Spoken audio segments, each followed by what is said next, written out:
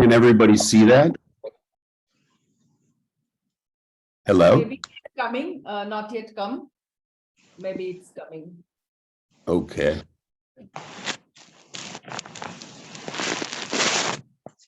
And part of, am I supposed to do anything in terms of the Zoom itself? You have shared your screen, but it has not yet come. Not yet visible. Let me see. Sorry, pardon. So, pardon me. That was my fault. Okay. That's better. Yeah, it's coming now. Yeah, perfect. Good. It has come. Good. Thank you so much. And I really appreciated the lovely introduction. And again, I'm happy to say that the text or the book that you discussed is now in production and it will be out. And it really deals with some of the things I'm going to be talking about today, and also some of the political conflict, rebel activity in a very, I think, tortuous part of the world.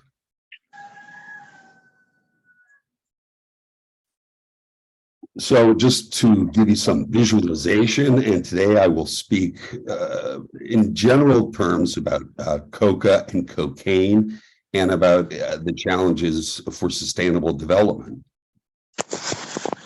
I want to say that citing Michael Taussig, well-known anthropologist, who discusses coca, which is a leaf, and cocaine in terms of their real histories. One can look at the causes and effects over time. And I'd also like, toward the end of my comments, discuss something that is quite popular, certainly over the past generation in North America, which is the so-called war on drugs.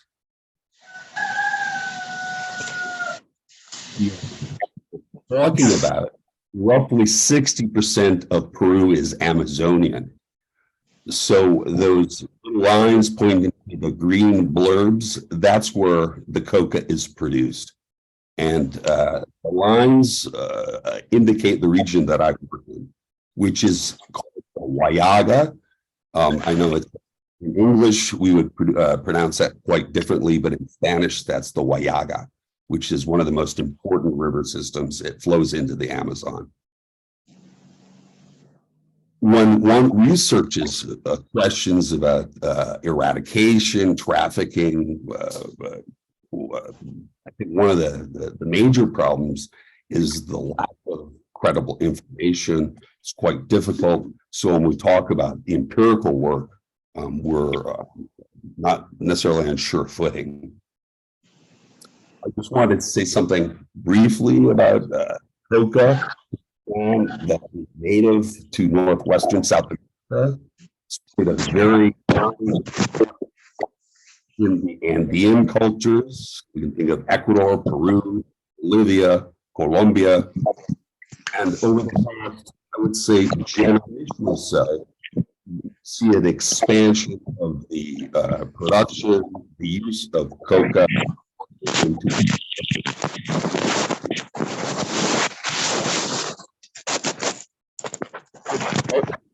Somebody turn off the, yeah, that would be great.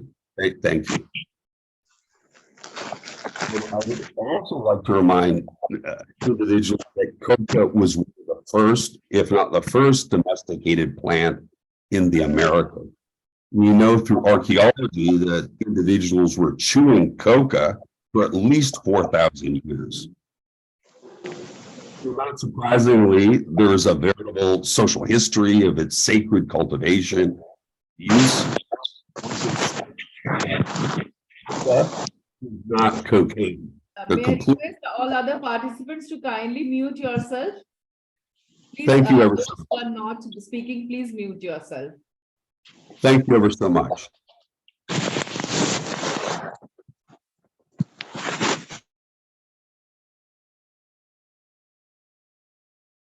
Jumping ahead for 4,000 years into the future, which puts us in the 1870s, 1880s, we note in Europe, US, physicians begin prescribing the use of cocaine.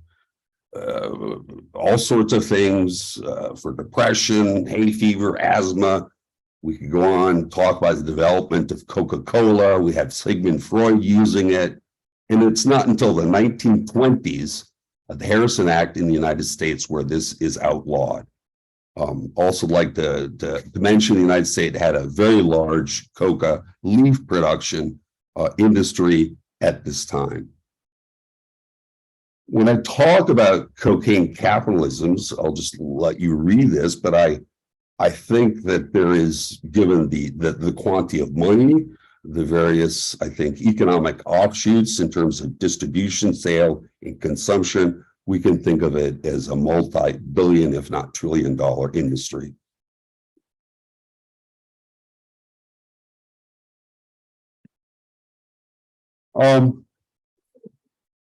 I, like others, believe that this topic demands scholarly attention and some sort of practical action. Certainly in light of the violence, poverty, corruption associated with the so-called drug trade. Despite, I would say, generation, if not 2 generations of governmental efforts to combat this flourishing economy, it is still very, very prominent. And as such, I believe that it undermines any effort at sustainable development.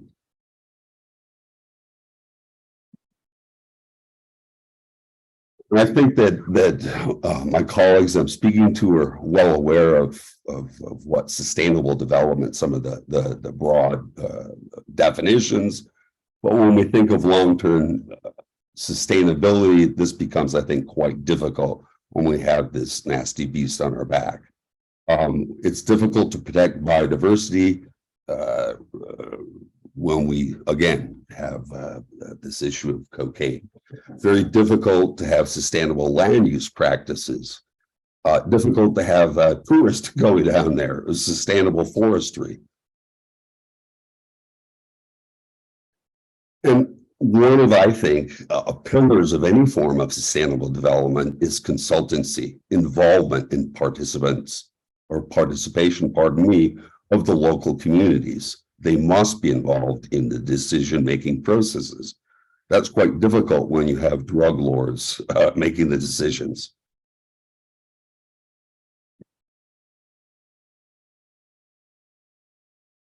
So I think there are a number of reasons why sustainable development has failed in Peru, or certainly in this region, and Peru is extremely wealthy in terms of biodiversity resources. So there is no natural reason why this would be the case. It's very difficult, certainly, to implement any form of sustainable development within a culture of corruption and profound impunity. When we think of the lack of alternative economic opportunities, I think clearly it's forced numerous people, indigenous, mestizo peoples, to cultivate coca plants, and that's a plant, a leaf, and eventually to get involved in the production of cocaine and the distribution as a way of living.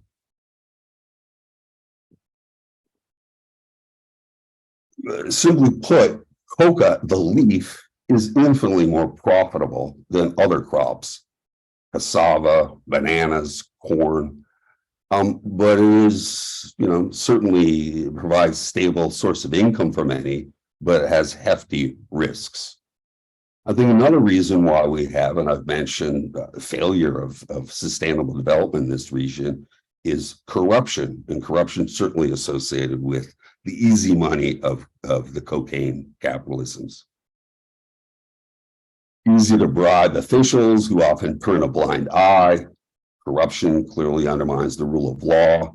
We've seen profound growth of criminal organizations, not certainly just in Peru, but throughout the Americas. Criminal organizations involved in extortion, kidnapping, other forms of violence.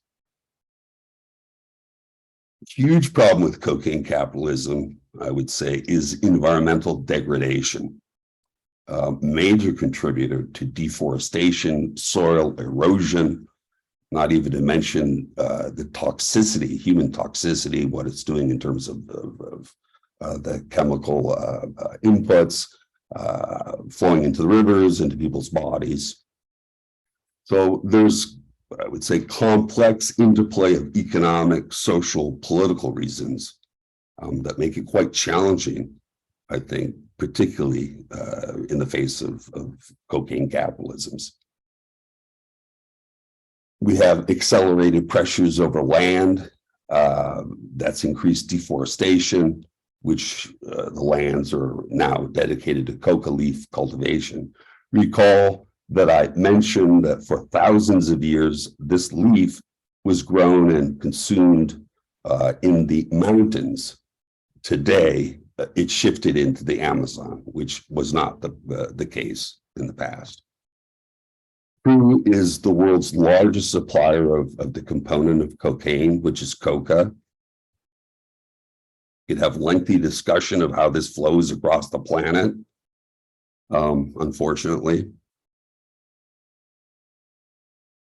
So we have complex web of actors, relationships that profit from the production, distribution of cocaine paste, of pasta básica de cocaína, crack cocaine. We have coca farmers, corrupt officials, criminal organizations. But at the end of the day, we have farmers, they're cocaleros, that chew, as you see these gentlemen to the bottom, they're chewing the coca leaves. It's a mild stimulant. It is not cocaine. But world demand for coca, as you know, keep on saying, the basis for cocaine, turned the sacred plant into a lucrative cash crop. So by the 70s, 1980s, we see a huge, I'd say, boom in this region. 100 years before, the boom was in rubber. Today, the boom is in things like coca and coca leaves for the production of the drugs, so to speak. So the past decade, at least, we see, the major producers are Peru, Colombia, and Bolivia, and Peru is in the lead, if you think of such a thing. When we talk about the war on drugs, which really was a U.S. policy designed for Colombia, and ostensibly to combat insurgents, as well as the production of distribution of poppies, as you see, for cocaine or for heroin or for cocaine, coca for cocaine. But one looking at this over the past 20, 30 years, efforts at coca eradication in a very fragile ecosystem leads one, certainly me, to argue that this is a form of ecocide. This failed war on drugs has continued to fuel localized conflicts. And I think wars ultimately are not sustainable unless you're an arms merchant and far away from the front. So it certainly isn't sustainable when it comes to biodiversity. It's not sustainable when it comes to the inhabitants, spraying them with herbicides and that sort of thing. And I could go into lengthy discussions of all the various drug cartels, which I think are well portrayed, certainly in Hollywood and Netflix and that sort of stuff. But it's real. And ultimately, from my point of view, in terms of the so-called war on drugs, which has sucked billions of dollars from Europe, from the Americas, into what I think is a zero-sum game, cat and mouse. So today in the tropical Andes and Amazonia, we have a continued, I think, climate of fear, violence, ongoing militarization. Any of you who have been watching the news over the past few months will realize that Peru is on the brink of collapse. So there are many conflicts that I could talk about, which I won't, but I think when you're fighting this sort of war, it's difficult to be thinking about agroforestry. The need, I think, for social scientists, historians, humanists, is to do more field research, qualitative, quantitative, participatory.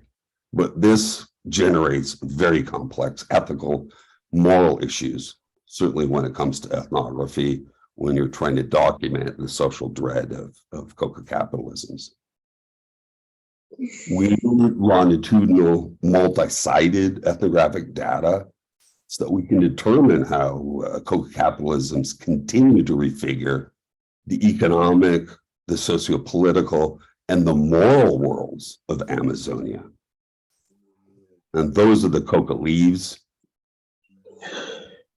And ultimately, in conclusion, I think that this will help to facilitate much needed dialogue. We can imagine and we can hopefully implement alternative, sustainable development strategies that will effectively respond to a global cocaine crisis. And we could substitute cocaine for a variety of other sorts of commodities. And I just wanted to thank everybody. And if there's any brief questions, I'd be more than happy to respond. So thank you. Get out of this. Quick exit. There we go.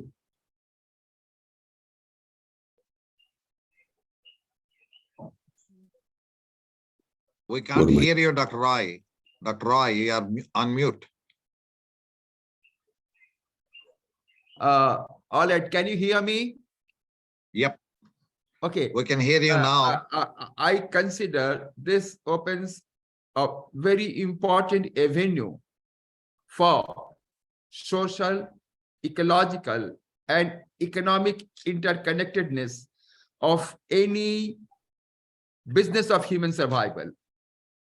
And I consider for applied anthropology, this is a unique example how anthropological knowledge can help us understanding the coca plantation, which was considered as sacred.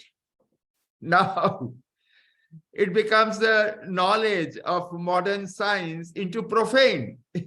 So, how the sacred knowledge and the profane of anthropological study, particularly longitudinal ethnographic, what Dean mentioned, is very, very important to come to a balance where social, ecological, economy will be in harmony for sustainable development. This is one I consider longitudinal study having social, ecological, economic. The second point, which comes from here, I will ask my colleague, those are listening online and offline also, there is always a trade-off analysis. We have to pay price for everything. And trade-off analysis of coca plantation will reveal where is the balance between ecology and economy. Both are important. The third issue which emerges over here, we have internationally planned Sustainable Development Goal, SDG. Dean, first Sustainable Development Goal, there are 17 goals. And I understand you can, sometime we can discuss about it, how the goal about the hunger, the food security, about the knowledge, about the water conservation, women empowerment, and again 13 and 14 for the biological diversity, 13 goal about the climate, all those be very interesting for applied anthropology. So this comes to my mind, and I'm very excited to listen. It's the first time, Dean, I listen to you. I confess my limited knowledge, but I enjoy. And thank you very much. It has been very, very important presentation. Very important, Dean. Very good. Now, if anyone of us have any question from those who are listening to online and over here, Anuja, you must have listened to how challenging it is about the social, ecological, economic, all that. If any questions there? Can I ask, I have a quick question for Dr. Dean. I'm not talking, from a socio-cultural, perspective. As you know, even though I'm an anthropologist, my entire work in the US has been dedicated to health issues, genetics, health, and all that. So, Dr. Dean, you mentioned about, long-term sustainability, of course, health is an integral component of all these things, even though that what did not appear in our discussions, it's very, very important, given all these troubles, on one side, the traditional cocoa, on the other side, the impact of, these business guys, destroying that environment and as well as the human societies.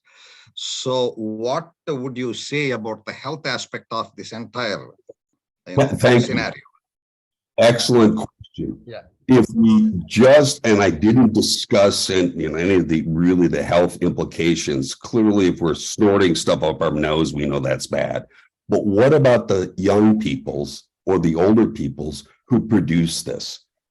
In essence, the way one produces wine, you have to stamp or you have to stomp on top of all the leaves, which is mixed with sulfuric acid, which is mixed with kerosene, which is mixed with dreadful things. So just one small example of that, I think the amount of various chemicals that go in to prepare Exactly. it, so that seeps into the water.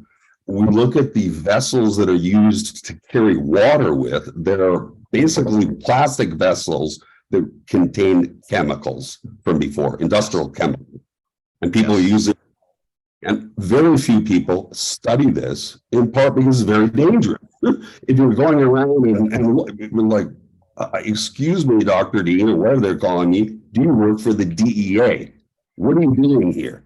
And I like Dr. Roy's comment, which is one needs to balance the ecological perspectives, also the economic perspectives.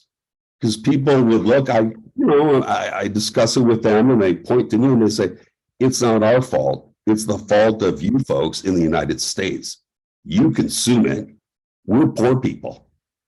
And and it's not just the United States.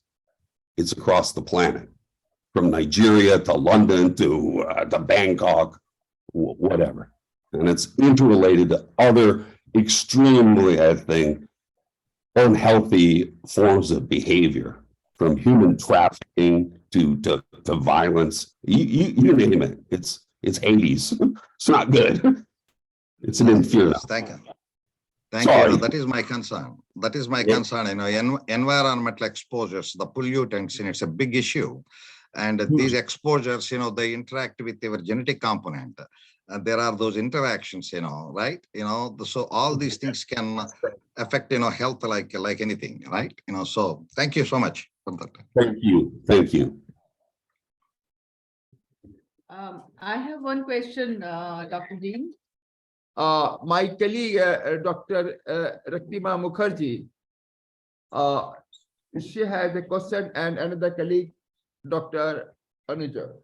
Yeah. Yes, I just want to know whether you have done any study on how this this business is affecting the women. What are the gender implications of this kind of a business and its associated violence and trafficking and all that on the gendered aspects?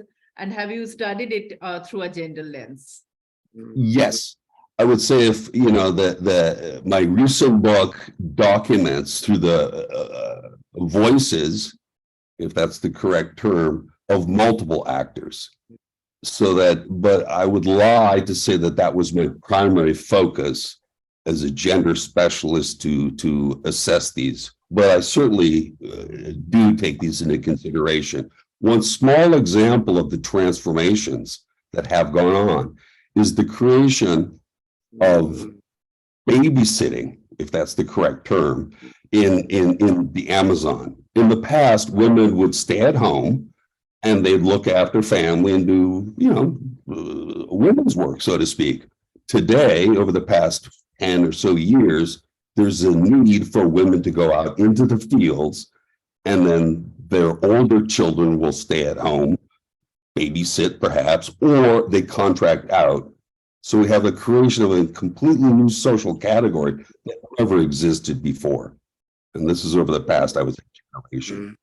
You raised some fascinating points. So thank you. Interesting. Thank you. Yeah.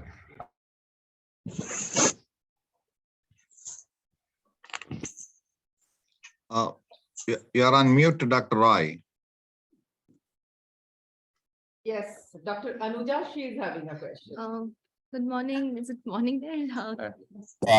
It's 12:36. So, hello, doctor. So this is in view with question what ma'am had previously asked, that we do find multiple agencies working one at the mediating level.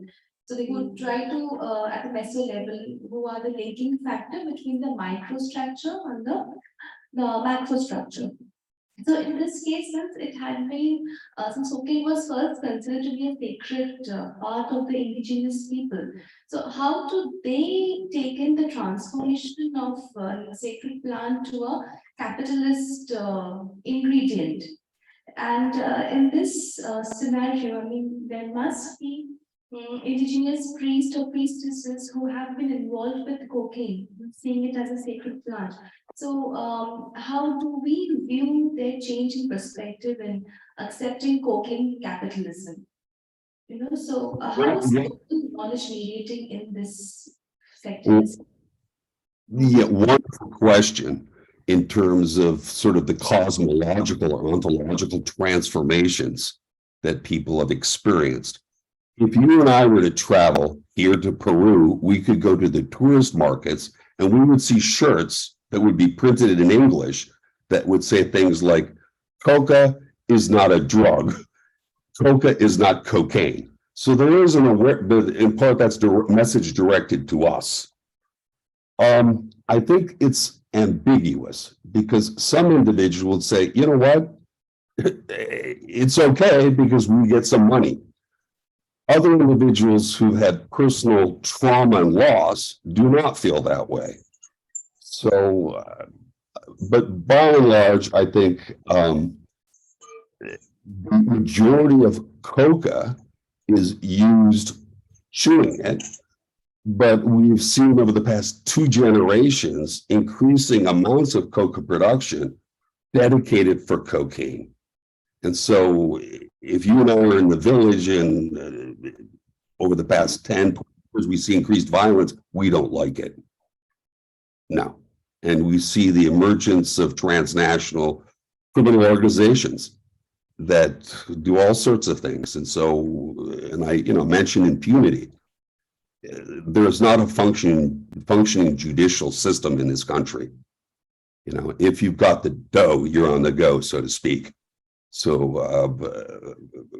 limitations. I'm not sure if I've answered your question, but I think you addressed or you brought up a really good point about these transformations.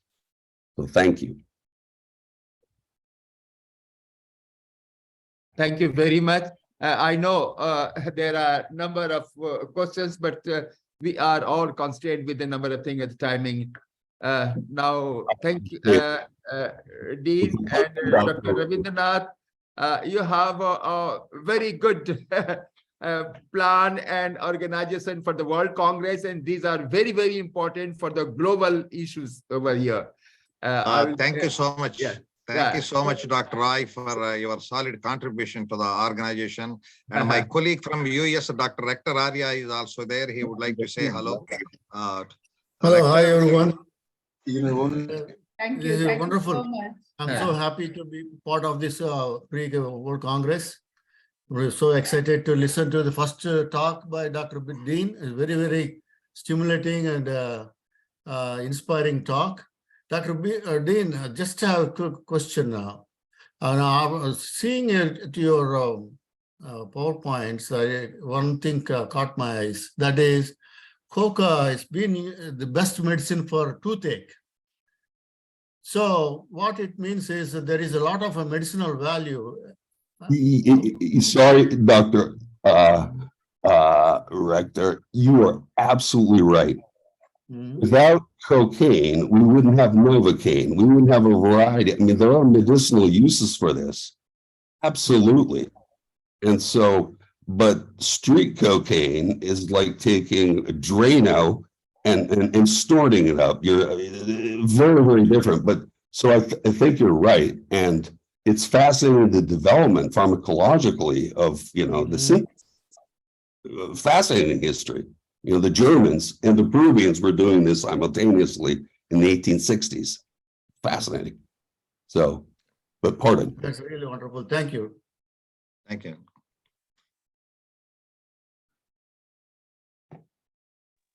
Mukherjee to kindly introduce Dr. Ravindranath, although he is known to all of us, but maybe some of the young scholars need some introduction. And we are very fortunate, very honored, humbled to find Ravindranath over here.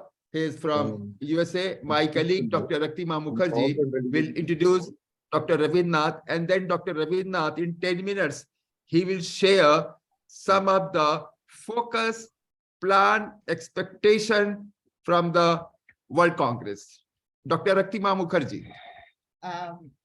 We are indeed honored to have with us today Dr. Ravindranath. Dr. Ravindranath, he has done his MSc in Human Genetics and Physical Anthropology from Andhra University, Visakhapatnam. Then his MA in Anthropology from University of Montana, PhD in Anthropology from the University of Kansas.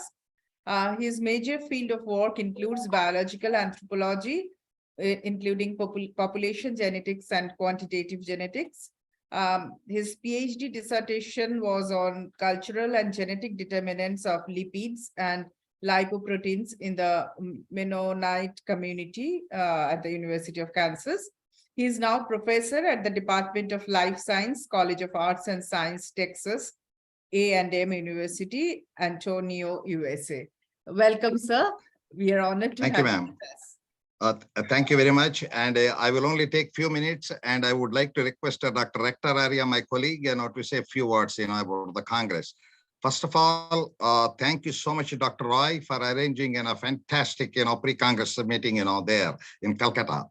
So it's an amazing thing, and the AAFH is greatly, we are very thankful to you for making this effort, And of course, the president is there, Dr. Narayan Reddy Garu, and the general secretary of AAFH, Padrati Garu, is there. And of course, Bart, he's our vice president, AAFH, and Dr. Rector Arya is also, the program, one of the program chairs, So first of all, thank you so much. And we are putting in a great effort. We should thank actually Dean, who is there at the University of Kansas. University of Kansas is very well known for its contributions to various components of anthropology, social, cultural, biological, linguistic anthropology was there when I was a graduate student there. Archaeology was also a major component of anthropology department at the time.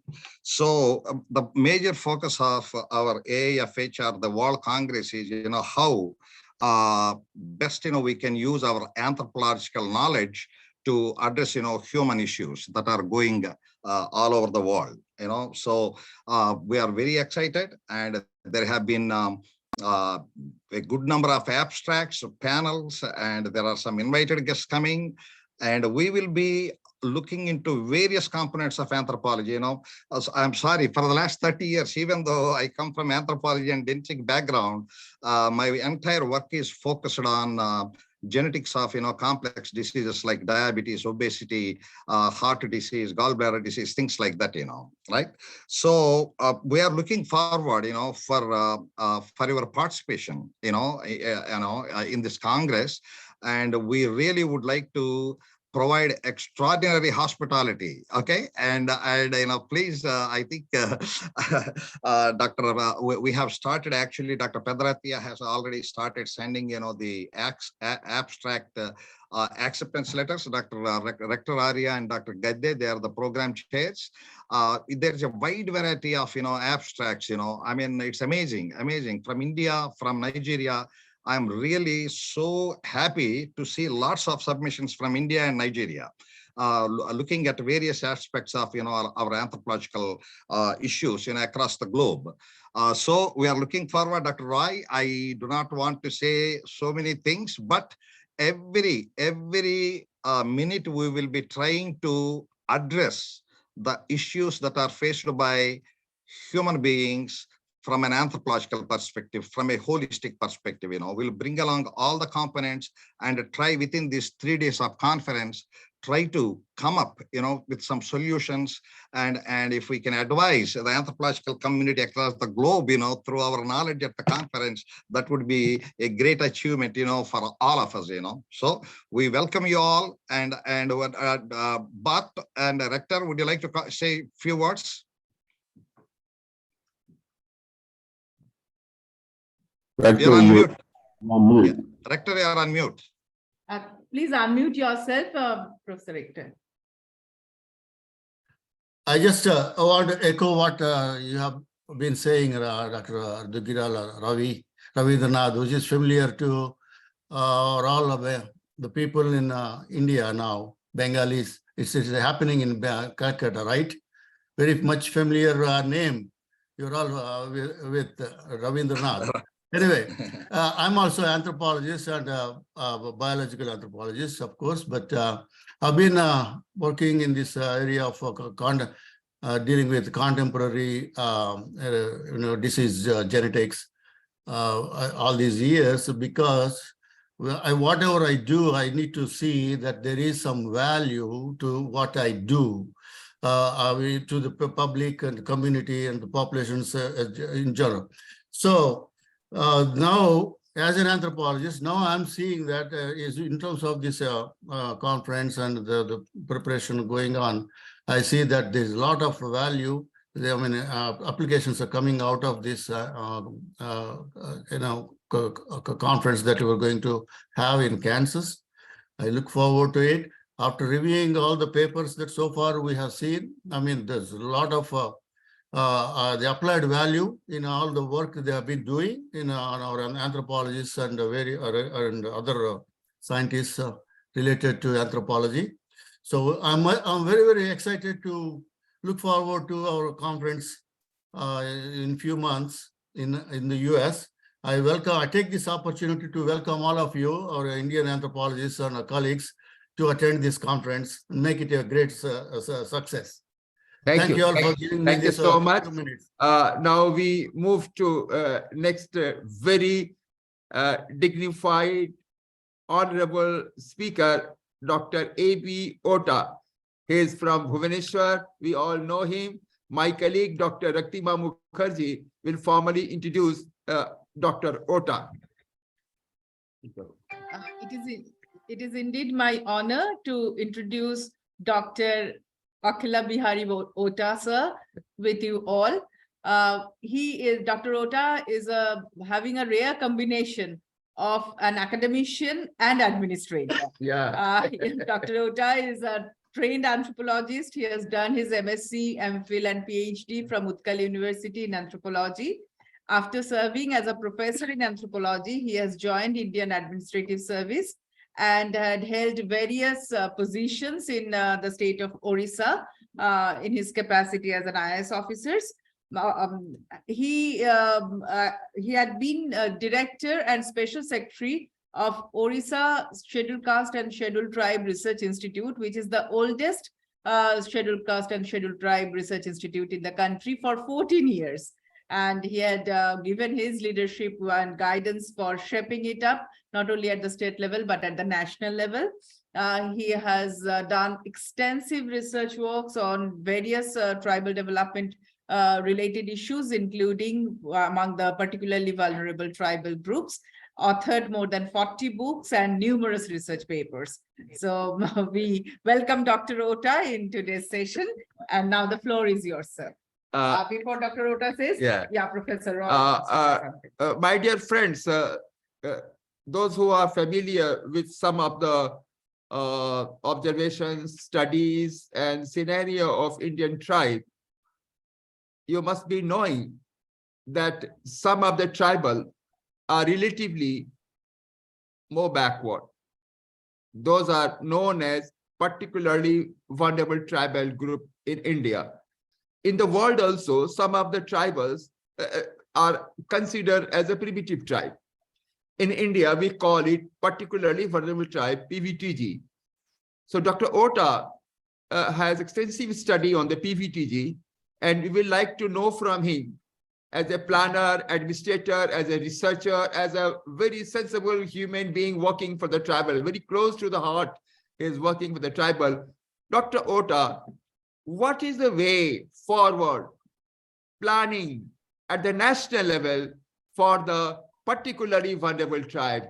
Although we have a limited time, but would like to listen to you and we'll be very grateful if you show, so that for the World Congress, it becomes one agenda study of the PVTG globally. Dr. Ota. Okay. Thank you so much, Professor Roy. In fact, I'm thrilled looking at the kind of participation globally in this World Congress organized by IBRAD. So I extend my gratitude to IBRAD, particularly Professor Roy, who is a good old friend of mine and has been working extensively on PVTGs in the country. If one single person is working dedicatedly for the PVTGs at the ground level today in the country, it is Professor Roy. I would be very specific. I will speak for 10 to 15 minutes. What I'll speak is about the PVTGs, who these PVTGs are, what is the status, what are the challenges. And recently, Government of India has come up with a very, what should I say, with a very ambitious, plan to do things on a saturation mode, on a collaborative mode, so that, within a space of 3 years, the PVTGs are no more called as PVTGs, that tag will be removed. So that is the intention with which Government of India has come up with. And what are the difficulties that are expected to be faced on the way of implementation of these? As an anthropologist, what will be my take? Though I am part of the entire scheme of things which Government of India is making. Well, if you look at the tribal communities in the country, you'll find that there are there were 705 tribal communities in the country. Recently, in the past couple of months, 8 more communities have been included. So now there are 713 tribal communities in the entire country. If you see the level of development, vulnerabilities, Government of India have identified 75 communities as particularly vulnerable tribal groups. Earlier, they were called as primitive tribal groups, but this primitive word was found to be a derogatory word. So subsequently, they were categorized as, renamed as particularly vulnerable tribal groups. Why they're called as particularly vulnerable tribal groups? Because that has more vulnerabilities compared to the other tribes. And Government of India thought that probably something very special has to be done for them so that they can come out of this vulnerability trap. Well, if you look at these 75 PVTG communities, they were not identified as 75 from the beginning. Over a period of 3 plan periods, in the 5th plan period, 52 communities were identified in the country. Subsequently, during the 6th plan period, 20 more communities were identified and added, and during the 7th plan period, 3 more communities were included in the PVTGs. You see, right from the 5th plan period, more than 40 years, closely 50 years, if you find today, lot of effort has been done, lot of funding has been, pumped for, for these PVTs. But if you look at where they stand today, how much of improvement has been made in the socioeconomic condition, well, nothing much has happened. So Government of India, particularly Niti Aayog, conducted a study 3 years back and found out that in almost all the indicators, human development indicators, these PVTGs are lagging far, far behind, and nothing much has improved. It was also, tried to be found out as to why things are not happening. Things have not happened over the past because A, we don't have database. We do not know what are the gaps. If we do not know what are the gaps, yet we are spending money, I think the money goes down the drain. Activities have been done, but they have been done in bits and pieces. We do not have a perspective plan. We do not have administrative units and mechanism to take the programs forward. Further, if you look at it, there is no connectivity to at least 25% of the habitations. And the community, we are all anthropologists, the community has hardly been taken into confidence, has been taken on board while the plan formulation has been done, while the implementation has been done, and all that. So Government of India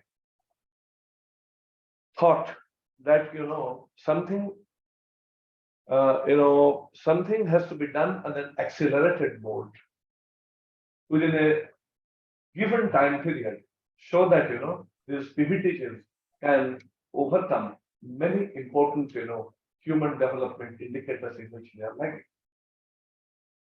So the Prime Minister of India, who is very much concerned about the tribal people of the country, he came up with a 15,000 crore package under a special program, PM PVTG mission, from 2023-24 to 26-27. 10 activities have been targeted, which will touch the last mile, PVTG. So what are those, 10 activities? In fact, the 10 activities are: everybody will be provided with a pakka house. You'll be surprised to know that the PVTG communities do not have a house where they can really, live. It's in very poor condition if they have got. So Government of India decided that every household will be provided with a pakka house. The second thing, within 3 years. And the second thing is that all the PVTG habitations will be provided with connectivity, all weather connectivity. Third thing is that drinking water is a big issue.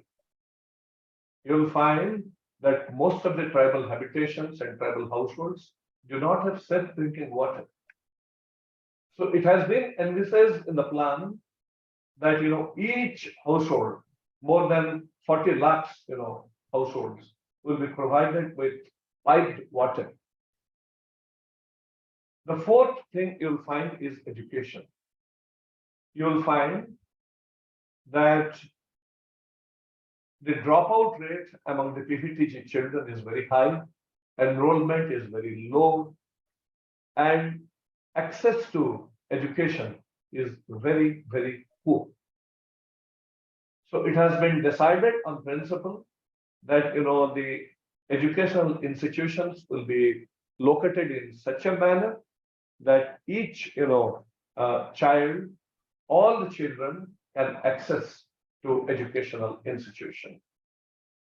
And you will find, health care facilities is also very, very, poor in the PVTG pockets. It also has been, promised by the Prime Minister of the country that within these 3 years, provisions will be made in such a manner so that each, family, each individual can access the modern healthcare system. The sixth, point, which is envisaged in the PMPVTG mission, is motorbike ambulance. What is this? Connectivity cannot come overnight, and PHCs, CHCs cannot be, set up in PVTG areas. There will be few pockets from where, the distance will be quite a bit. So it has been decided that motorbike ambulance will be provided to such, habitations which are hard to reach, so that, the healthcare facilities can reach their doorstep wherever it is impossible to set up a medical unit because of population number. Seventh important thing is that, women and children and nutrition. It is extremely, essential that Anganwadi centers are put in place in all the, PVTG habitations, notwithstanding what the population norm is. It has been decided, provisioning has been made, and once that is done, through integrated child development scheme, which is a flagship scheme of Government of India, all women and children can be provided with these kinds of facilities, which is very, very difficult at the moment and almost impossible in PVTG areas. Well, so far as energization is concerned, you will find that 72% of PVTG habitations are not provided with electricity. So either conventional or non-conventional electricity will be provided, energy will be provided to all the habitations and all the households within these 3, years. And what is most important is that the skill centers will be located, will be established in cluster of villages, so that the PVTGs can be provided with skill development. When we talk of skill development, the skill development may not be all modern skills. The skills will be focused on the, arts, crafts, and various indigenous kinds of things which the tribals, are very apt with, and they'll be provided with such skills so that, they can really do better things and can meet the market. Well, these are the 10, point PMPVTG mission targets that they have fixed. But when we looked as an anthropologist, we thought that merely providing funds to the tune of 15,000 crore or more is not going to help implement and, achieve the targets that, Government of India has thought of. Because these are all, if you look at, are infrastructural things. But when we have worked with PVTGs for the last 30 years, at least me, I have seen that the most important thing is the behavioral change. The people must understand what you are going to do. They must, know what is their requirement, and the, plans and programs that we have to do must be such that it doesn't infringe with their core culture. For this, I suggested Government of India that, we must spend at least 1 year time for entry point activities before we extend these programs. We must, talk to the people. We must take them into confidence. We must avoid certain, misconceptions which they're having, and that's going on. And coming to the Pakka houses, it is a sad thing to tell you that go anywhere in the country today, you will find pakka houses in one kind of style, Indira Awas Yojana. But if you look at the PVTGs, you'll find the house structure is an important cultural marker. And this cultural marker must have to be protected. So I have suggested Government of India that we must study the house pattern of these, PVTGs. And when we are designing the house, we must design it in such a manner so that the structure looks to be ethnic and the cultural marker will not go down the drain. And road connectivity, you see, road connectivity, government has very, easily has said that, each habitation will be provided with a road, facility. But let me tell you, for everything, both state governments and central governments has a population norm. If you have 100 or 200 or 500 population, then only the roads can be laid. Tomorrow, it should not so happen that government raises its hand saying that it doesn't, satisfy the population norm. So out of 27,000 villages, we could only do in 6,000 eligible villages. I think for any such intervention in PVTG area in particular, the population norm has to be relaxed. Government has partly agreed to it, but it has to be stressed and it has to be ensured. Now coming to the health centers, I suggested that apart from the health center, I think each cluster of villages we should have a crèche. Crèche is very important. We have tried in Odisha in some PVTG pockets. The parents can go to their work only if the child is left in the crèche. Otherwise, one of the parents will have to stay back home and not earning by both the husband and wife will not give them enough to survive. And another important thing, motorbike ambulances is good, but you will find in PVTG areas, there are many areas which are cut off by water bodies. So in such places, we have started in Odisha, motorboat ambulance. So motorboat ambulances will also be suggested to them so that in fact, they can reach the villages and can probably extend medical facilities. If you look at the livelihood, this 10-point, PVTG mission strategy doesn't speak about the livelihood. You see, so far as livelihood is concerned, Prime Minister's PVTG mission only speaks about setting up VDVK. You see, VDVK, unless there are 500, people at one place, this VDVK cannot be established. So a basket full of alternative livelihood packages need to be put in place, looking at the area specific need and feasibility, so that livelihood can also be looked at. We also saw and analyzed, in fact, Professor Roy was also there. What we should also try to think is, we have now SDGs, and we must. I have developed a 32 kind of target with parameters, which can very easily be achieved, like social security measures and many other things, which has to be prepared, and each village needs to be targeted, aligning it with SDGs, so that over a period of 3 years, not only these 10 points, but also other, activities that will complement and supplement these 10-point, targets can be made successful.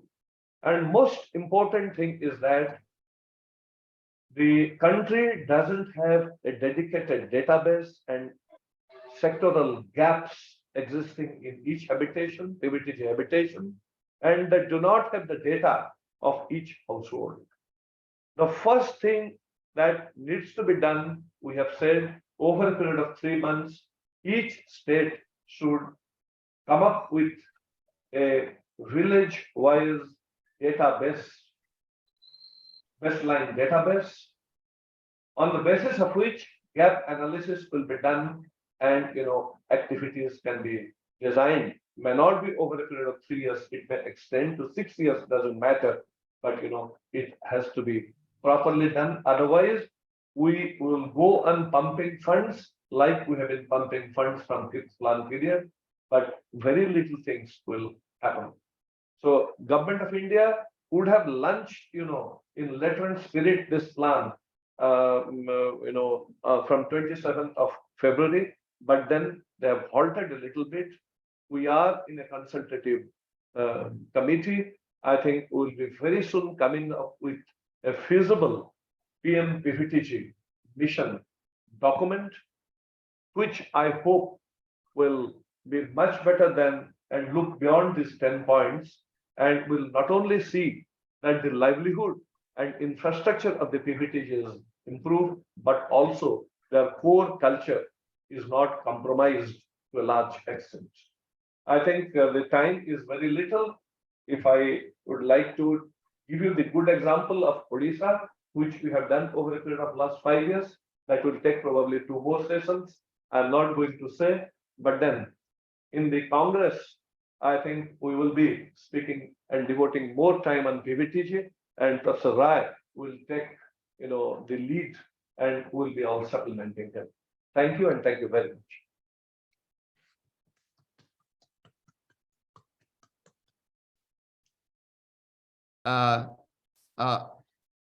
In short time, he had such a detailed description of the plan of the Government of India, the way it has to be done.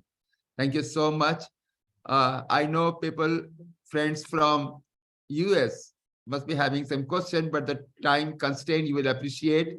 And Yes, also, yes. I think this is the time for Ravindranath and other to go for sleep.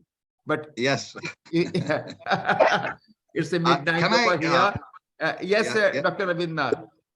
Can I Yeah. ask a question? First of all, Professor Rota, thank you very much. It's a fantastic, review of the things that are happening.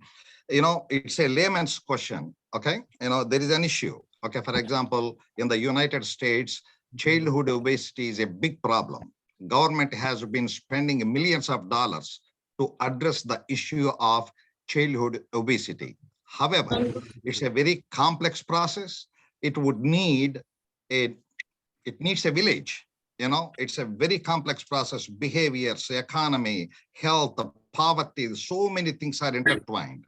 So in epidemiological perspective, from the epidemiological perspective, we do use something called community-based participatory research, or community engaged research. Means we will have to engage the community. We will, there are so many stakeholders there.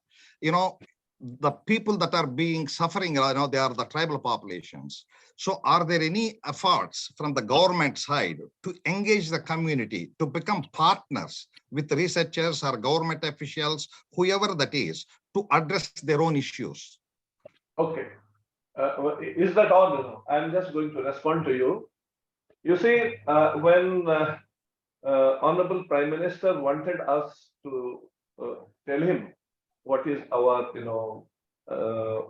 what is our suggestion, I had presented Odisha as the lessons, good practice lessons.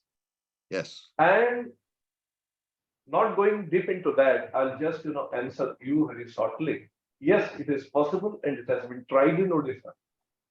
What we have done, let me tell you, we have we have 1,679 villages, PVTG villages. In each village, over a period of last 2 years, we have formed village development committees comprising of the PVTGs only. And each village or even hamlet, they have a, PVTG youth who is becoming the volunteer. So that, they are working as the connect between the agencies who are implementing and the community. So there is no gap now, which used to exist in the past. And like that, you are asking me, it has become a very successful model in the state of Odisha, on the basis of which this PNPVTG mission has been thought about. But while borrowing the lessons of the state of Odisha, this PNPVTG mission has not incorporated many things to complement it. So the Odisha example with few tips needs to be put in the operational guidelines so that this community participation will be guaranteed, which will be the key to success.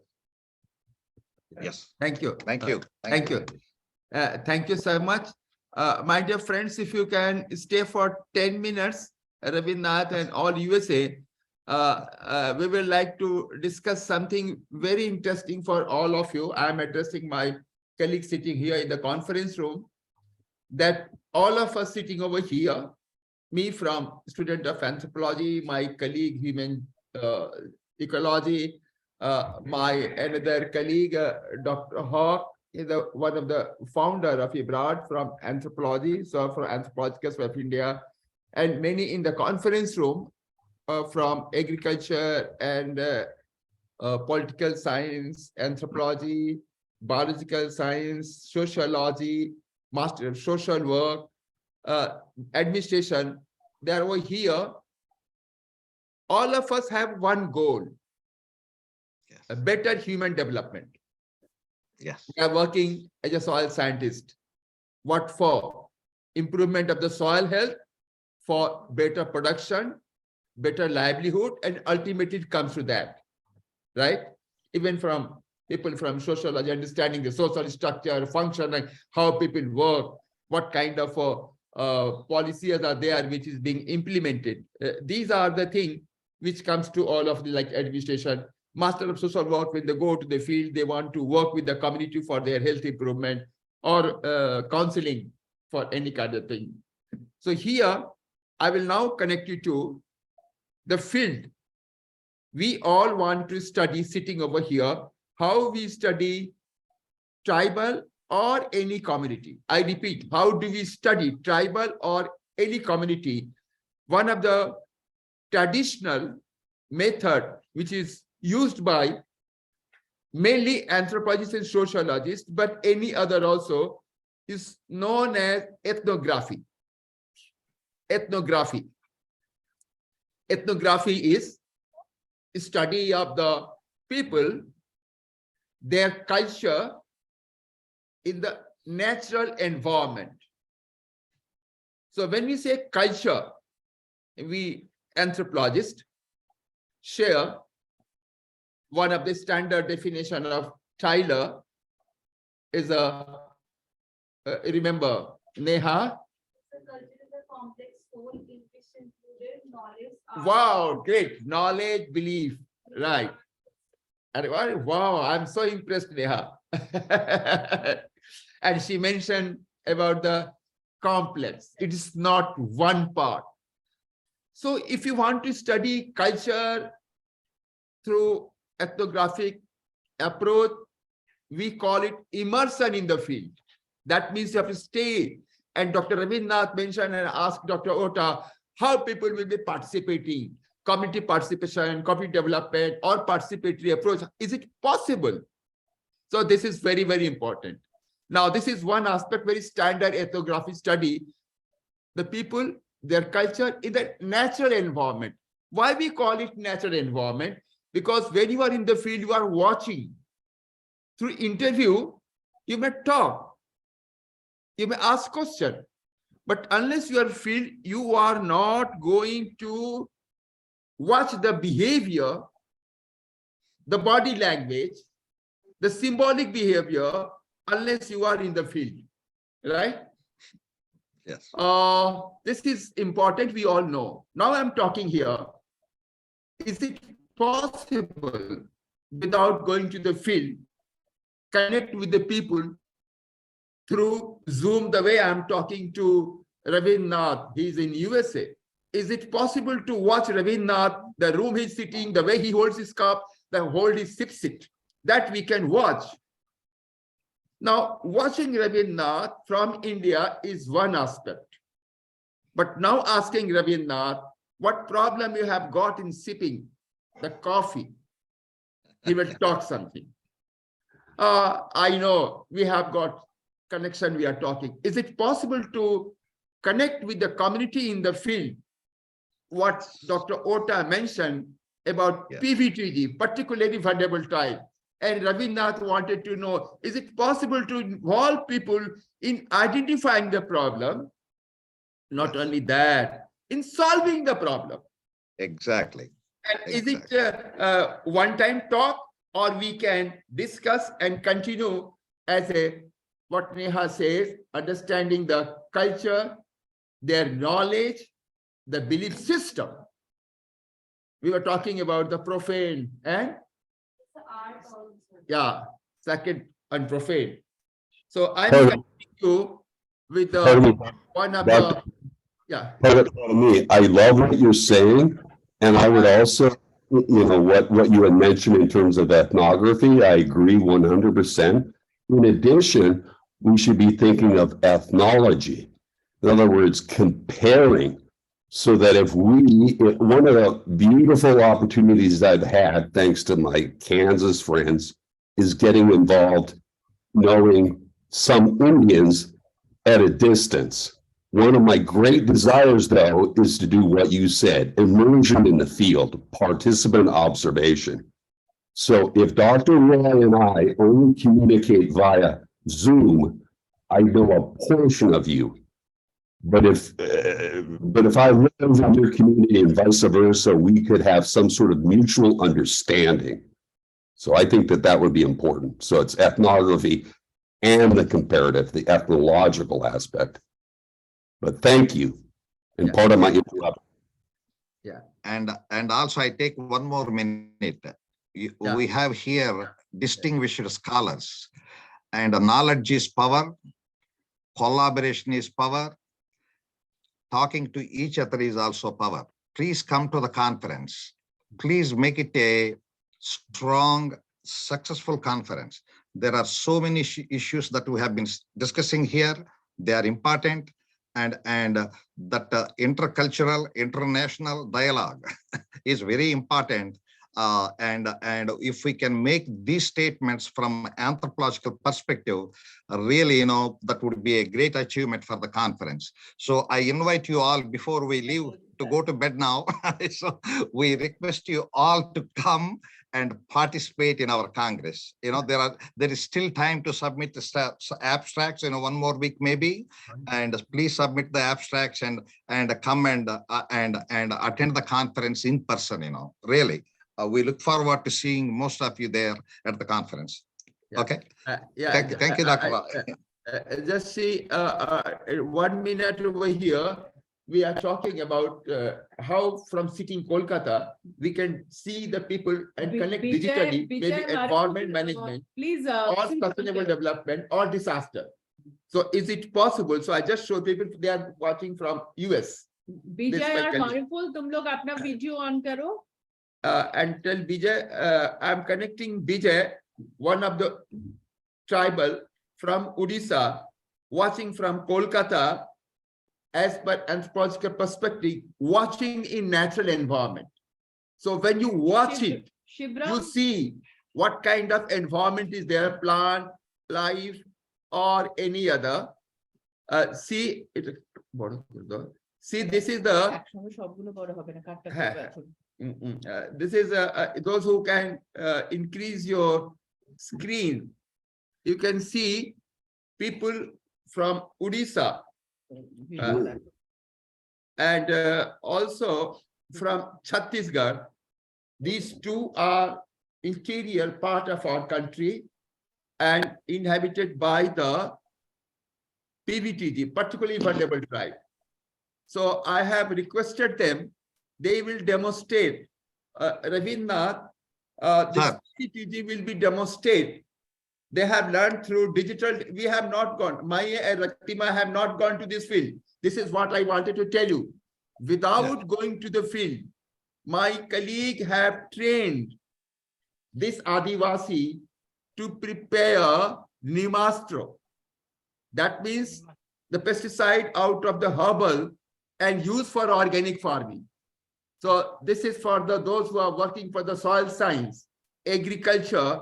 Just see, is it, if you tell people in the world is not going to believe that a training can be conducted sitting in Kolkata, step by step. Well, we can give lecture, Ravindranath, but how after the lecture and training people are there? So Yes, जरा yes. बताएंगे क्या कर रहे हैं कैसे? शिवराम तुम्हारा वो उल्टा हो गया, कैमरा को सीधा कर लो. And there's another screen, Chhattisgarh. Yes. Chhattisgarh, this is a PVTG, Baiga. Baiga tribe. And on the, those who are sitting 4 or 5 together, this is from Odisha. Odisha. तो जरा बताओगे उड़ीसा से कि क्या सीखा है और कैसे? विजय? जी सर, You नमस्ते can sir. see those who are watching Baiga tribe sitting in Kolkata, you can see those who understand what is the meaning of culture, material culture. In the material culture, you watch what bamboos are there, what kind of tools are there, what kind of house type is there, some pakka ghar, some kacha ghar, and what kind of road is there. So what I wanted to share in just in 2-3 minutes, that it is possible to connect people. And if you know the method, I repeat, if you know the method of training and teaching is not same. It is easy to have a PPT and deliver lecture, but involving people, communicating, you know it much better in disaster management. How you involve and make the culture resilience. If the resilience of the culture is there, you can make environment resilience. But if you cannot have a cultural resilience, you can't plan for the environmental or ecological resilience. So this is just I wanted to share. Vijay, जरा बताओ उनको बोलो, जरा बताएंगे phone पर विजय के. Okay. Okay. बोले विजय. मोना रत्न भक्ता अन्नने दाम मास्टर तैयारी करिवा पाई जामपदा training. Something in Udia. He's a PVTG of Lodha. हाँ बोलो. हाँ बोलो रतन. निमास्टर तैयारी करिवा पाई जामपदा ट्रेनिंग केर कोन तैयारी करिवा छाई मूले प्लास्टिक बाल्टी किंबा माटी पात्र आउ अन्य जिनिस नेबा नाही, बैक्टेरिया नष्ट हे जीवो. प्लास्टिक पात्र रे 10 लिटर पानी 1 केजी गोबर 1 केजी निमपत्र 1 केजी गोमूत्र आमे आनिकी रखिलु. तैयारी करिवा के रकम 10 लिटर पानी 1 केजी गोबर. शिवराम के बोलो. बंद कर दे वीडियो को. शिवराम तुम्हारा वीडियो अभी बंद करो. शिवराम. हाँ. Yeah. गोबर दले गोमूत्र. Ravindranath, Dr. Ota, we were talking of how to conduct training for the PVTG. Look at the impact of training by IBRAD. The PVTG become a trainer. Could you imagine it? And PVTG is conducting training in non-TV village. Could you imagine, Dr. Ota? Look at the change. Now, PVTG is not only developing for self, they are adopting another village for growth. This is the height of impact of training and disaster for taking of themselves. In fact, but during COVID pandemic, Yeah. I had been to Professor Rai and we have been working together. You see, this technology has, digital technology has helped so much so that even during the corona pandemic, when going to a village was banned, it was doing wonderfully well. And if you look to this technology, I must congratulate Professor Rai. But while congratulating, I must also congratulate Corona pandemic, which has made it possible and probably taken it forward and has put a stamp on this digital ethnography Inshallah. to be an important tool. किंबा उपरोरी आम पनीपरिया गछ लगेथिबा सेटाको ए पानी को छाणी की आम विष spray करबा spray करने हमर जे फळटा हे थाय उपजुक लागबे नै विष स्प्रे करने भलो फळटी पाइबो आ जे बाजार किनि आउ 60 70 टका दै की एते से विष भलो नै ए विषटा भलो निम पित्ता पानी निमास माने छाणा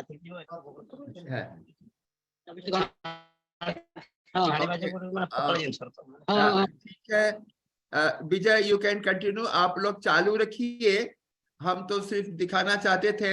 बहुत अच्छा विजय।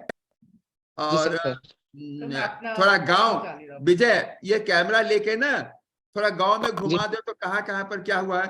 I have just requested one of my friends who are there, all that you continue with the training. Since it is a seminar, we can't watch the entire process, but we can have a look, ethnography. Dheere dheere Vijay, as if we are walking in the village, imagine. And if you are expert ethnographer, each of your material culture information will tell you about the notion of their belief system, adoption of technology, and also the symbolic behavior. This requires training of material culture. It's not watching just like a doctor.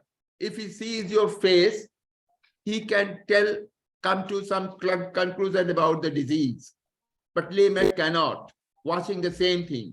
So watching the same incidents, watching the same landscape, the social scientist, the soil scientist, watching at the floor can tell about the village, what kind of soil is there. Same way, Right.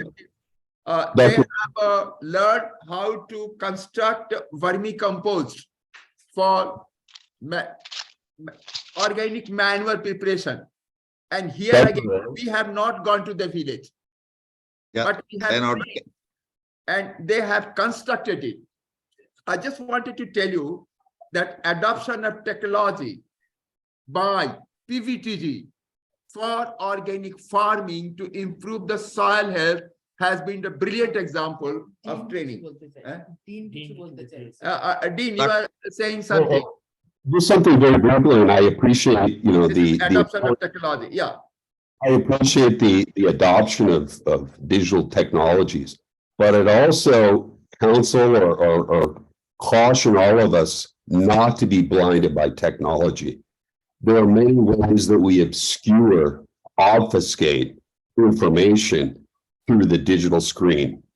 So it is important if you have established confidence, but I would find it of limited use to interview drug runners as an example over Zoom.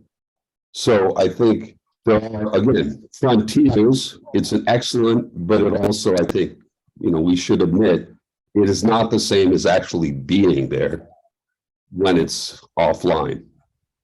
That's all.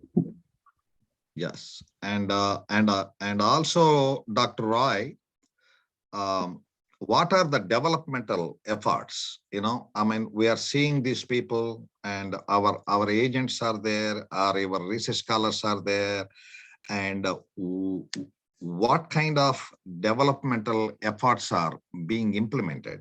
We have been seeing these tribal populations for over the years. Dr.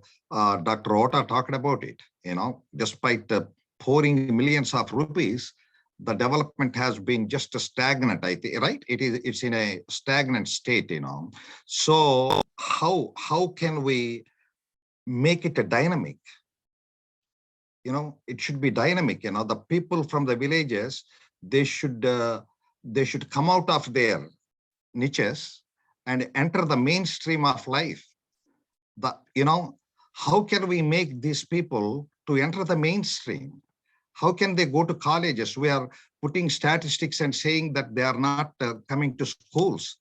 But we should ask, why are they not coming to school? Maybe they don't have food at home. Maybe there are 10 children, in a given house. So those are the questions as an anthropologist we should ask. Why are they not interested in going to school? On one hand, we are saying education is power. Education is only the thing in my mind that can change these kinds of things. But we will have to put an effort. That's why I say community engaged research is very important. It's not only participatory. You can go and participate and do, but you will have to engage. You will have to know what are the problems. How can we do it together? How can we do it together to resolve it? Without that hand coming out of the community, whatever you do, it's not going to be successful. You will have to shake hands with them, and you will have to bring all the stakeholders to the bench and make the developmental process, I just thought of making that comment. You're on mute, Dr. Roy. I must tell you, in short, the participation of these villagers had step-by-step sequence. It's not a piecemeal like training on the Nimastra, or just one day you thought of training on the vermicompost. Not like that. It was a holistic planning. First step was discussing with them about the entire natural mapping of the landscape. That was the first step. And then we took the picture through Googles and then satellite.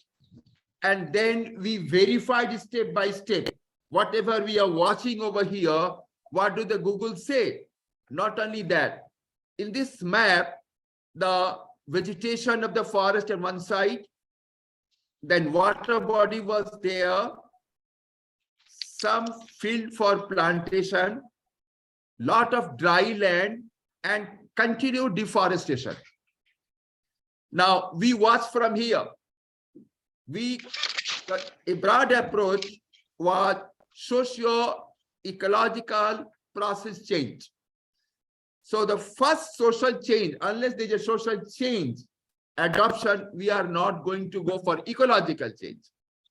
So there's a method, what we call social system sequence. And these are social sequence. If you go through theoretical knowledge, social sequence, all our behavior of social are interconnected. So asking question, cognitive knowledge, the worldview of the community, anthropological approach, understanding the worldview of the community. What do you think about the deforestation? Ask question, wait. And they come with some idea. Then what about the water? They think and tell. Then I say, question. These are the standard questions. It comes in the manual. We have prepared a manual. If this kind of deforestation continue, what would you do? They keep on thinking. We have to do something. What you can do? We have to save it.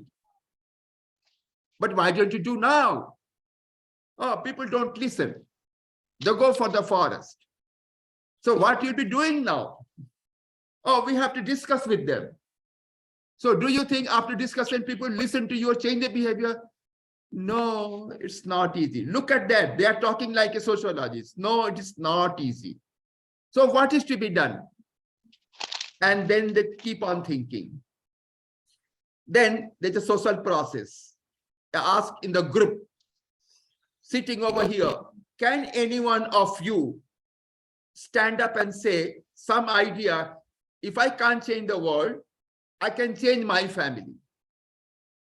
And they keep on thinking, some person will stand up.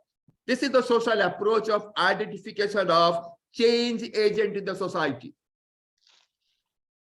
And then once the change agent are decided, then another person will stand up from another corner. Okay, I can also take responsibility. And the third man will come. The fourth man will come. Then what happens? People sitting at different corner, we invite them to come at a common group. So they form a cohesive group. This is the formation of our anthropological of cohesive group, a structure formation. Now, I ask them, what are the norms now? They take a time, present a norm. We will not cut tree, we'll plant tree. Who is going to do that? Anyway, I'm not going to detail. These are all the process is given in our website. In the website, if you see SOP of livelihood, standard operating procedure. So what I'm saying, the standard procedure up to the end of the marketing. And within a year, is changes and behavior, and they are excited. Now, these people, the PBTG become trainer. Imagine, they become the change agent and they adopt another village. So this is a approach not by a single discipline. Yesterday we were talking, Ravindranath, no single discipline can contribute for social development. No Yes. one. Yes. So here in our group, there are agriculture scientists, there are sociologists, biologists, and political science, anthropologists, and working as a team, even engineer, with my friend, engineer. And this is how it comes. I must tell and close because we have another session at disaster management over here. I must close before I get here. Thank you. 20 years back, when we planned to change the community, my colleague, I put on record, said, my Raja, my friend, professor of anthropology over here, they all said, we anthropologists don't right to change anyone's culture. I said, oh my God, we can't change. No anthropologists, we don't, with our ethic, anthropological ethics. Oh my No. God, we can't change. Oh, you can simply watch and document, print books on deforestation, poverty, and we'll come with another book of malnutrition, and we'll come with another brilliant research of gender conflict, and we'll get awarded, but can't change. Sorry, I'm not anthropologist. I'm not anthropologist. I can't watch people going malnutrition. I can't continue conflict. I'm not anthropologist. I'm a human being. I must work. And then I said another thing. Anthropologists can't bring social change, but the market Coca-Cola bring change. The politician bring change. The cycle vendor bring change. And the corrupt politician go in the village with a slogan, he will bring change, not anthropologist. We are knowledgeable. We can print and publish our books. Thank you very much. Thanks a lot. Bye-bye. Bye-bye. Thank you so much, Dr. Okay, this is the Dr. time Roy. for your sleeping. I'm sorry, Yes. it's sleeping now. Good morning now over here. Oh, kudos Okay. to IBRAD. Kudos to IBRAD. Thank you. Thank you, sir. Thank you, Ravindranath garu. Bye-bye. Sir, And sir. before- Bye-bye, sir. before- Thank you. Thank you. Before our US friends they leave, may I request all those who are present to switch on your video so we We'll can take a have photograph. Just group switch on your photograph video. together. Yeah. May I request all to kindly switch on your video so we can take a group photograph quickly before our Okay. friends they leave. Okay. Let me just take few photographs. Hi, Mitasri. Come on, Acho, Shoro. Okay. Dr. Thank Barnabas, you, it is sir. too early. There are people from Nigeria here early in the Yeah. morning. Yeah. Dr. Thank Barnabas, you good so to much. see you. Bye-bye. Bye-bye. We break for tea now. Okay. Yeah. Bye. Bye. Bye. We break for 30 minutes for tea. 30 Yes. minutes now, people. It's going to be shut.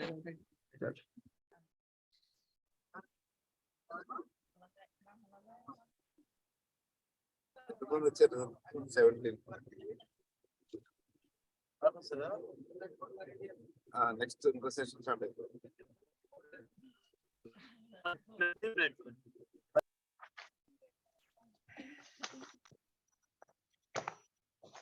Friends, you please continue. We will resume our session after 15 minutes at 12:30 India time. You please be with us there online, or you may join after 15 minutes. It's up to you. Namaskar. Namaskar.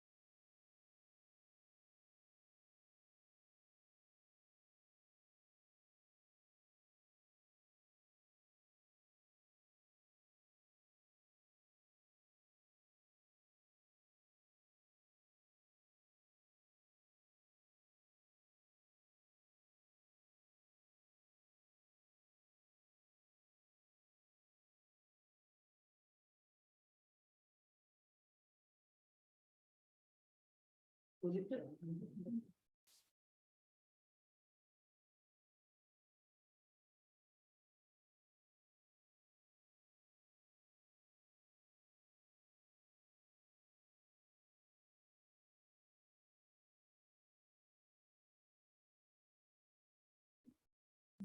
are going to start our next session now on disaster management. There will be a panel discussion on disaster management, and the session will be chaired by Professor Raja Chakraborty.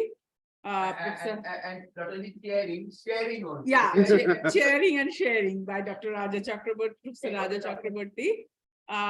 Professor Chakraborty has done his MSc and PhD in anthropology. He's a professor of anthropology at Sidhu Kanu Vishwa University, Purulia, West Bengal. He has published 49 articles in journals of national and international repute, 2 books, 2 edited books, and many other publications. So we are very much honored and grateful to have with us Professor Chakraborty today, who has come all along from Purulia to Kolkata for the session, for chairing this panel discussion session. We welcome Professor Chakraborty. We have 2 participants who will be joining from here offline, and 1 will be joining online from North Bengal. So let me introduce our online participant first, Dr. Sniruddha De, who is joining us online from Alipurduar, Madarihat. Professor Dr. De is an international consultant and chairperson at Professional Institute for Development and Socio-Environmental Management, PRISM. His interest areas are disaster and climate change resilience, food security, safety, nutrition, environment education, WASH, knowledge management, networking, and partnership management. He has been extensively involved in disaster management related studies, applications, more importantly, at the national and international level. So welcome, Dr. De, who is joining us from Madarihat. We have our 2 speakers who are joining us from here. We have with us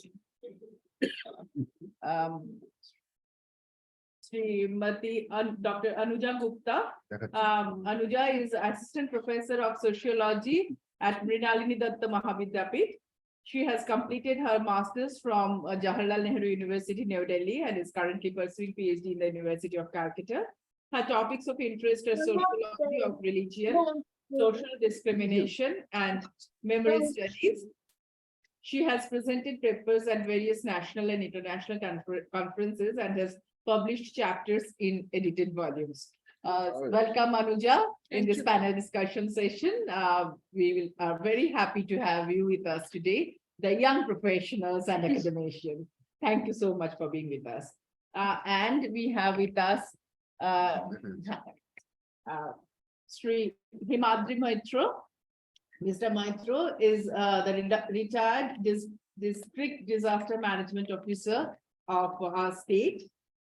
He has areas of expertise in the development economics, microeconomics, human development theories, and he has been extensively involved in the disaster management related, not only implementation, but policy making, policy analysis. And presently, he is a faculty at the Administrative Training Institute, taking courses on disaster management. So we are thankful to have with us Mr. Maitro. I'm sure with this very esteemed panelists, we will have a very interesting session. And with the chairmanship of Professor Chakraborty, it must be very interesting, insightful, and illuminating. So the floor is yours, sir.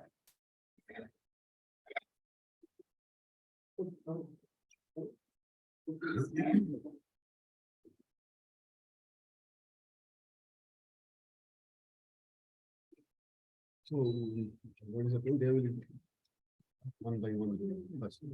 Maybe at last I will. Okay. So, hello everybody.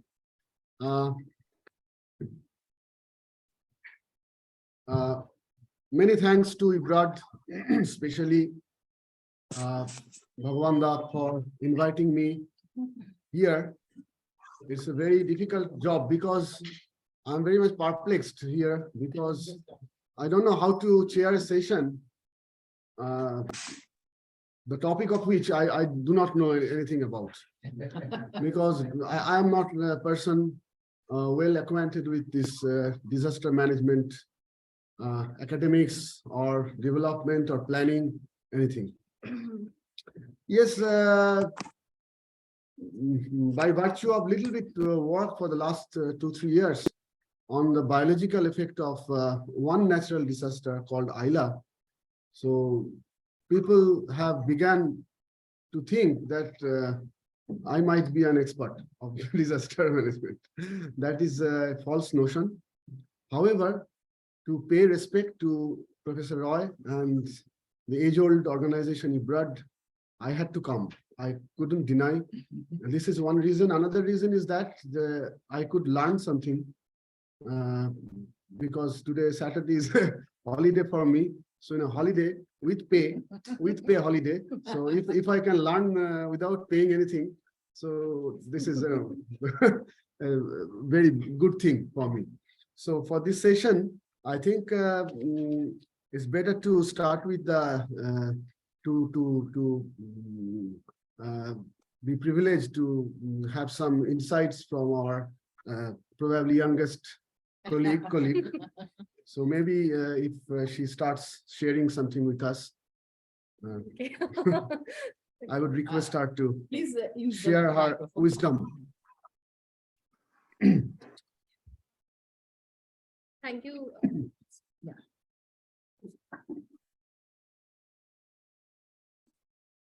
Thank you so much, Professor. I think I've known him as Rajat as my senior colleague. Dr. Shubhan Chakravarti would often address him and take his name.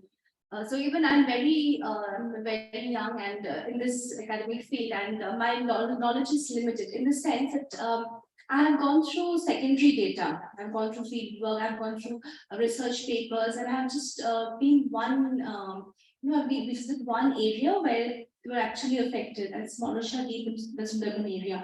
But to understand disaster, I think as academicians, we need to stay and live along with them, to really feel and to emphasize and to have a reflexive understanding of what the others, others feel and they experience.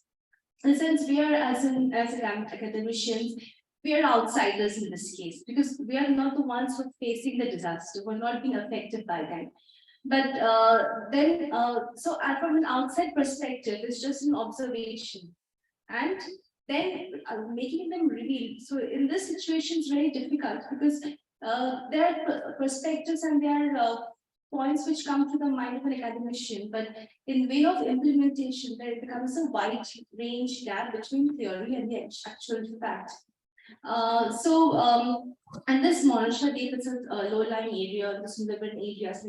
We know that West Bengal, being a coastal area, is highly susceptible to climatic changes because of the recent cyclonic effects and the susceptibility of these low-lying areas to frequent cyclonic floods like Ireland, the few ones which we had in recent years. So what was the problem? There are multiple social indicators over here. One is their poverty level, their literacy level, livelihood, along with the social exclusion that they face. In the sense that as they are social tribes, it is difficult for them to leave their roots, their indigenous places where they are staying, and come to a city. So we cannot just be like machine and pick them up from the affected place and place them somewhere else, which is not feasible. So as sociologists, as anthropologists, our goal should be how to make them how to enable them to help them adapt to the environment, to the changing condition. So disasters can be man-made or they are natural, but I would say that it's mostly attributed to the man-made disasters because we simply don't care. We don't care to take an action. That becomes a major reason for this disasters that they are happening so frequently. And another thing that happens is once a disaster happens, the past experience stays on. But as soon as they face the second disaster, the knowledge of the past experience is gone. So maybe they had learned something, but then by the time they encounter the second disaster, the previous knowledge has already vanished. So there comes the problem of how you implement and how you, try to, it becomes a form of thinking also. How do you use your knowledge, your previous knowledge and experience in implementing the changes so that you face less hazardous change in this the second disaster which you're encountering. So over here, what I found is that they are a very resilient culture in the sense that they are strong to their belonging, sense of belonging and to their identity. So they wouldn't want to forego their land, their livelihood, their place of dwelling, just for the sake of, giving up everything. And no, but they had this ability, their immense courage, mental patience in reconstructing whatever they had lost in this Isla flood. And in this case, religion had seemed to be the tool. How religion, and I wouldn't go by the Durkheimian method of defining religion as sacred or profane, no, but it as an institutional mechanism of putting individuals together into a group, into a community, and having a certain belief system. So it wasn't the belief that no, God has done this as a punishment. It wasn't this high-level mental thinking that influenced their action, but rather very pragmatic, a pragmatic way of how will you face this challenge of sudden disaster. So what they, and one of the main key role was played by Ramakrishna Mission, Monashadi, and Neem Peet Ashram. So what they did, they began to collect and they began to propagate about this disaster. So they collected a lot of fund, and the past experience, the past records showed that whenever cyclone was affected the low-lying area, which is absolutely susceptible to cyclonic floods, and when the government spent a lot of money in rebuilding the mud houses, it would again get destroyed by the second disaster. So learning from the past experience, so they got collected fund, and they helped to create cyclone-resistant houses. And this was supported by international organizations also, which support fund came from Japan. So it was possible for Ramakrishna Mission Monashadi to implement the strategy because they had wide-scale networking relations. And secondly, they had a strong community engagement program with the tribes. So the lessons that we as sociologists and academicians learn from this is that to encounter or to deal with a disaster, it's a long-term effect. It's not that, okay, a disaster had struck, second step, go and go and help, the disaster is over. No, it becomes a long-term, it's like a long-term. First, you have to have a policy of community engagement. And this takes a lot of time to make the people to gain their faith, to have an understanding that we understand your problem and you're not from an upper path. We're not here just to truncate the funds and then our responsibility is gone. No, it should be like a cycle that we have to make the people realize that you have to have faith in us and to gain their support, which is emotional support, which is very important. Yes, and second, because disaster is, if we look from the mental health perspective, there are three phases that happens when a disaster encounters. The first initial phase when a disaster happens, everybody is very enthusiastic.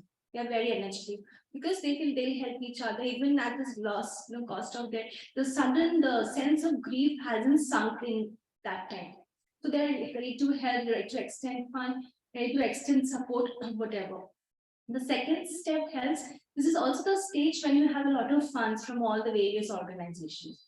So the fund collection is not a problem. From the second step onward, when the fund starts withdrawing and people get tired, that is the time when there's a need for social psychologists to intervene and social anthropologists to intervene and to make the people have the faith to make the community strengthening and building of emotional and mental support is very important.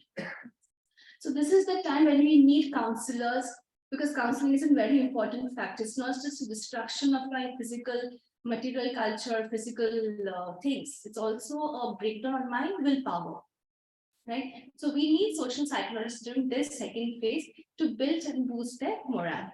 The third phase comes when we need to engage community, and just like the previous slide had shown, we need to find active agents who will be responsible for organizing and acting as a bridge between the government or the social workers, the NGOs on one hand, and the community on the other hand.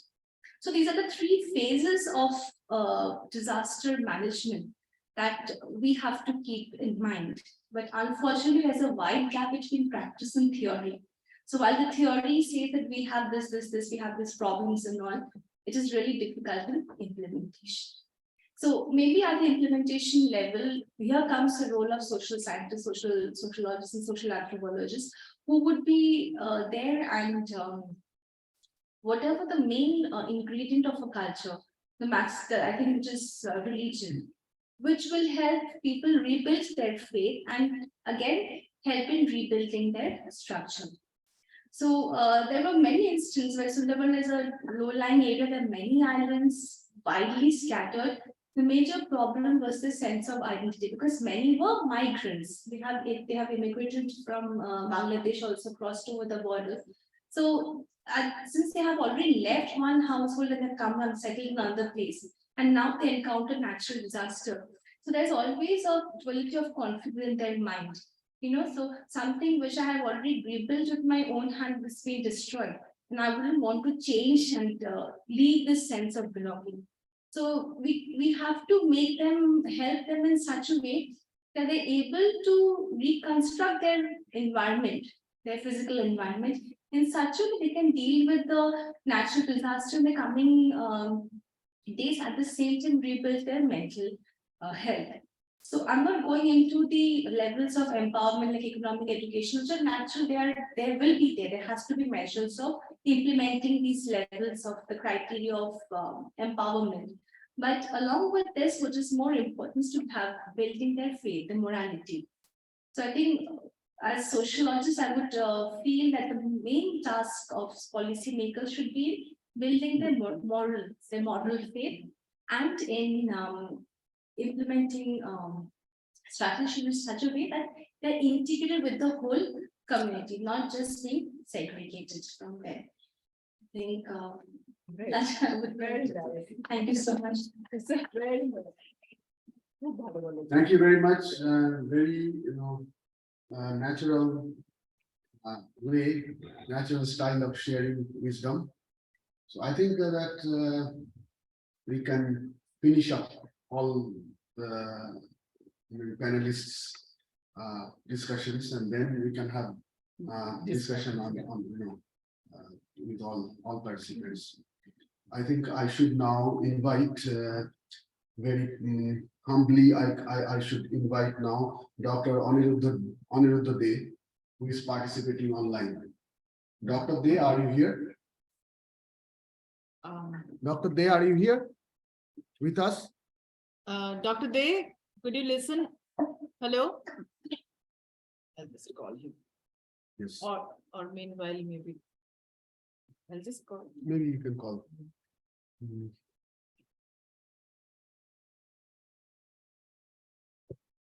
Dr. Dey, if you are there, please join us.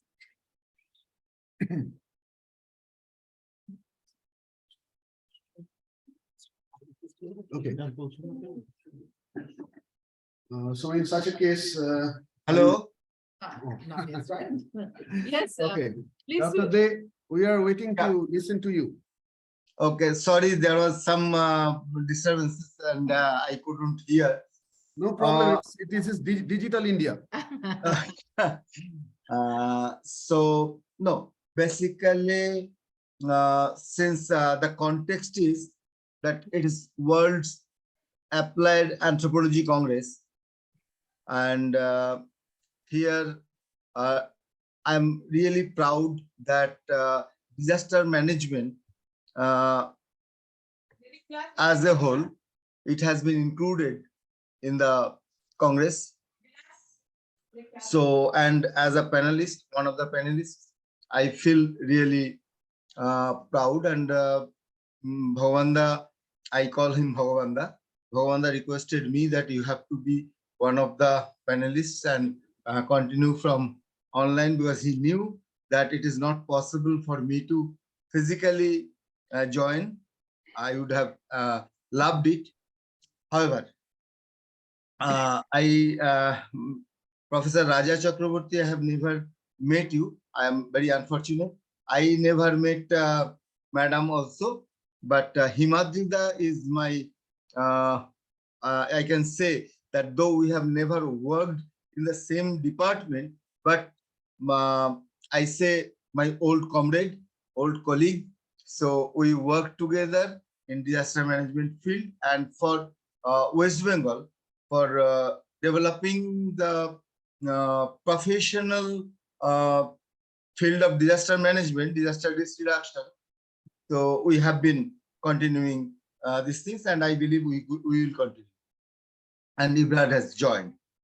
However, so disaster management, I would, as Dr. Raja Chakraborty said, that he has very little knowledge, but maybe he has knowledge. But I am trying to say that how this has become something like UNDP initiated this in the whole of our country. It's not only in India, in other countries also. UNDP took lots of initiative, that disaster management should be understood in a different way. It has to be institutionalized. So there has to be some enactment. So all these things. And in India, they started with long back in 2000. So they started it. So initially they started with the Ministry of Home Affairs. They discussed with the government of India and decided that Ministry of Agriculture, which was the nodal agency before for disaster management thing, it was basically natural calamity relief fund, so kind of thing. So this concept of disaster management, they first introduced and made Ministry of Home Affairs as the nodal agency. This is at the government of India level.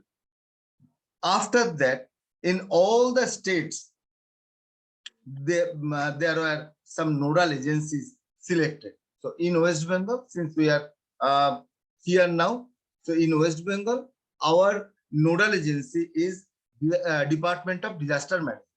So previously, there was no Department of Disaster Management. It was Relief Department.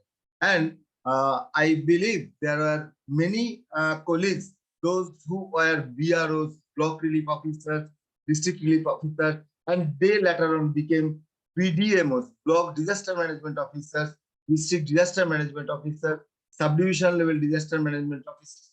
This is a change in the system, whole setup.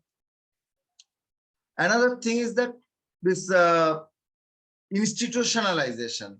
So one thing is that department, then another thing is that academic institution, other research institution, grassroots organization, all of them so joined. So it has UNDP's initiative was there to bring them together.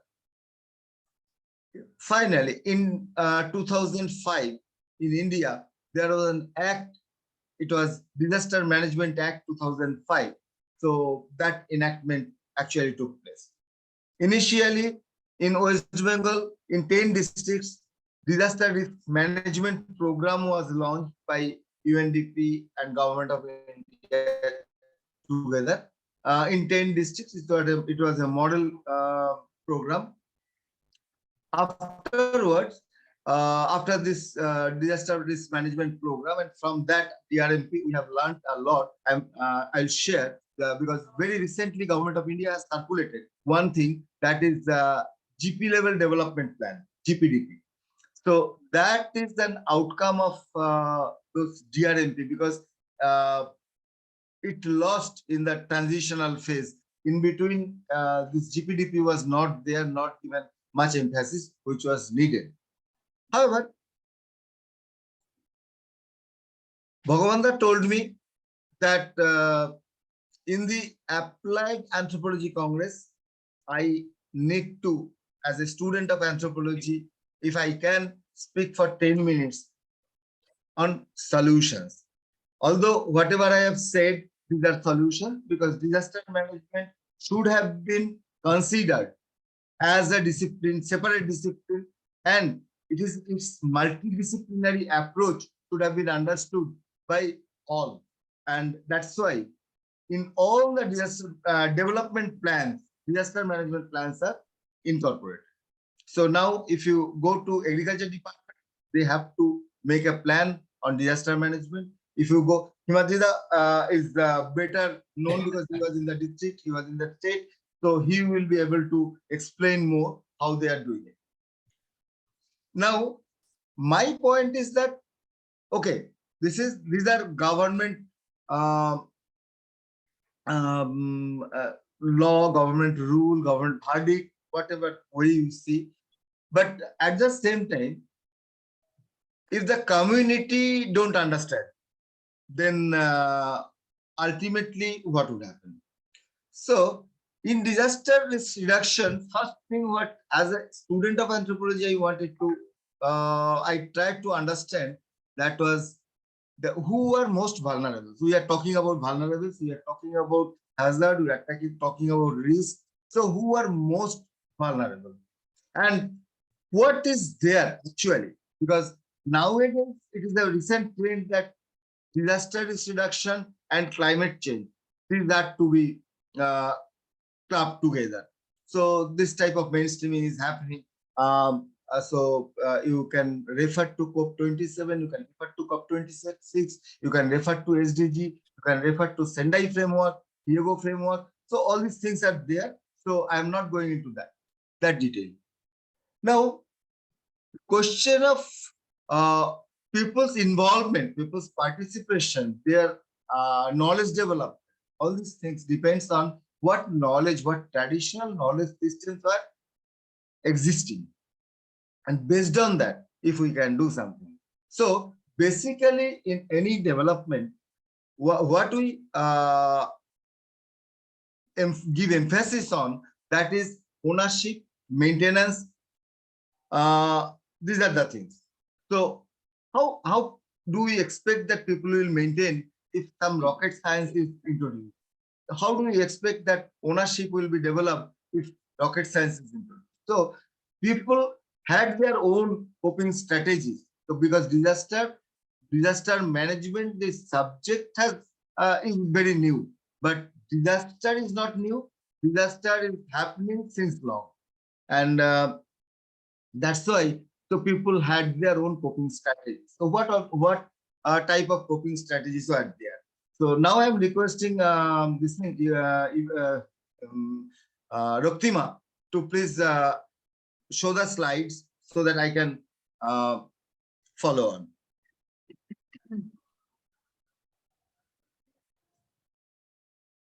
Okay, I'll just share. Slide.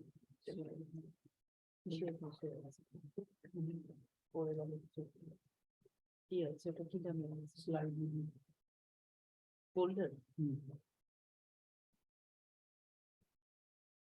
Okay, Roktima, I am sharing. So I think it is visible. Can you see that Yes, it's already given there. the climate smart solutions we have developed? Yeah, please tell me whether it is visible. No, Whether you it's can see. visible, but it's only the small icons are coming, so you can make it. No, he's sharing from his end. You just open the pictures. Roktima, then you open from your side. I don't know what has happened.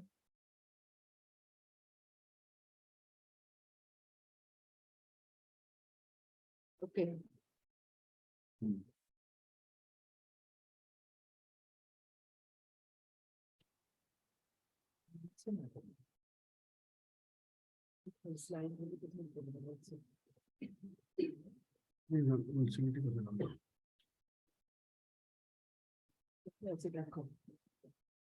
It's just taking some time to fix it. Please wait.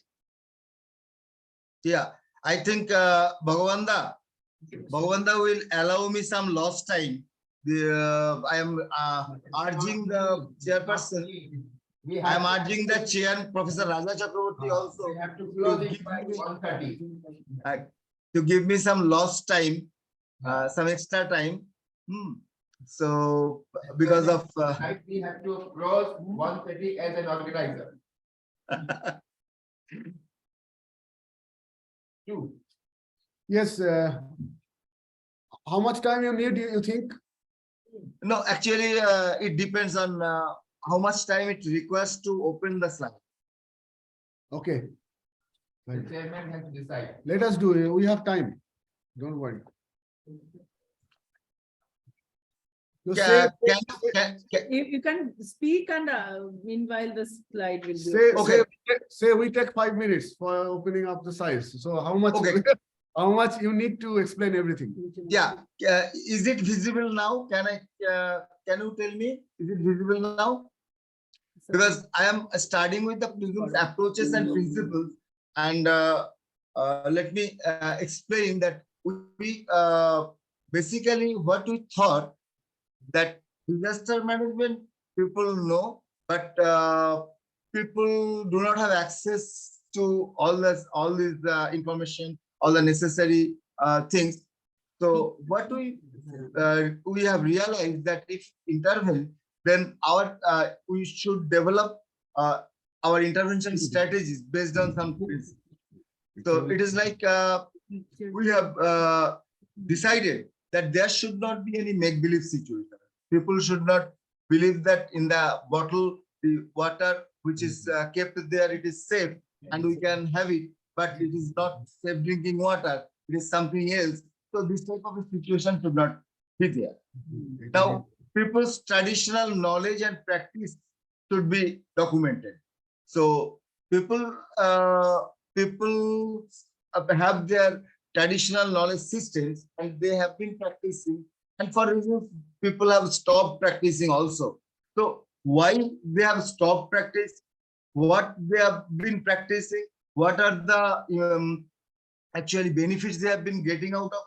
So all these things need to be understood. Should respect the traditional knowledge system, how it has evolved through generations. Cultural appropriateness and affordability should be the prime concern. I was listening to the previous session when some regarding the PVTGs, some 10-point agenda government has taken. So it is. I need to think, and I strongly believe that if it is not culturally appropriate, it may not be accepted. So PVTGs, particularly vulnerable tribal group, so they have their own housing pattern, and if we construct all these things, concrete houses for them, may look nice, they will come. Some people may compare it with the value of it, but they will not feel comfortable staying. Maybe I have discussed with people and people have said so. Ecology and environment. Move the slide? Pardon? Should I move the slide? Okay. Just one moment here, Raktima. Because it is not very much visible here. Are you able to see your slides from there? I can see in my computer screen. Okay, so please carry on.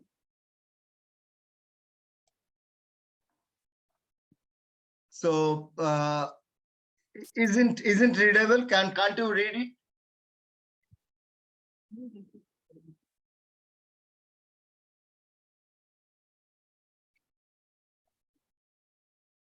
I think it will be better if we move to the picture one because these letters are not very much legible here. So what do you think? I should I read out your slide or you read or whatever you like? No, if it is you read out means you can read it. So if you can read it, then I can also read. I can read it from my computer. Yes, So, please, because actually what happened here in the big screen, we cannot read from the big screen for some technical reason. Okay, so okay. if you kindly can read it out according to your ease, it would be so kind of you. Okay, so let me just tell you the about the principles, and these are the solutions basically.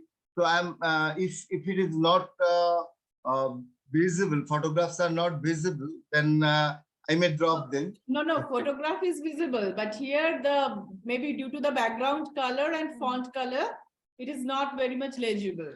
If you want, we can move to the photographs one by one. Yeah, move the photographs one by one. Yeah. Okay. Yes. Is it a good management of disaster? Okay. Is it visible now? Yes, it is visible. Yes, very nice. Okay. This is something like based on those principles I was telling you.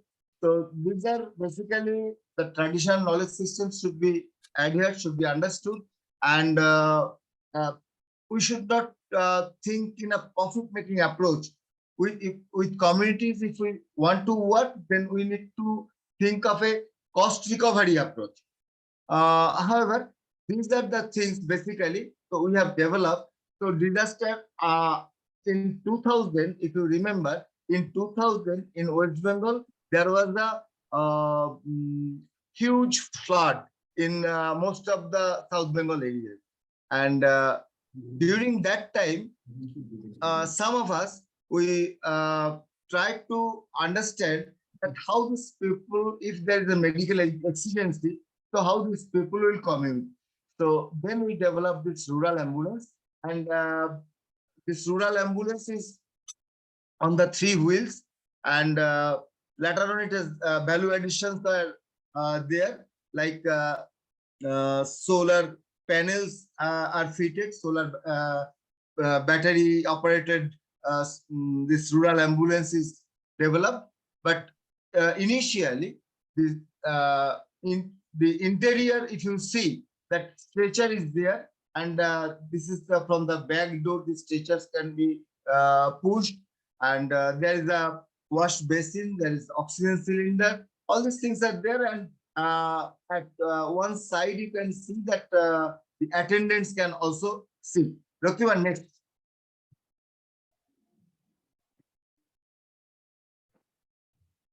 Yes, I have moved to the next one.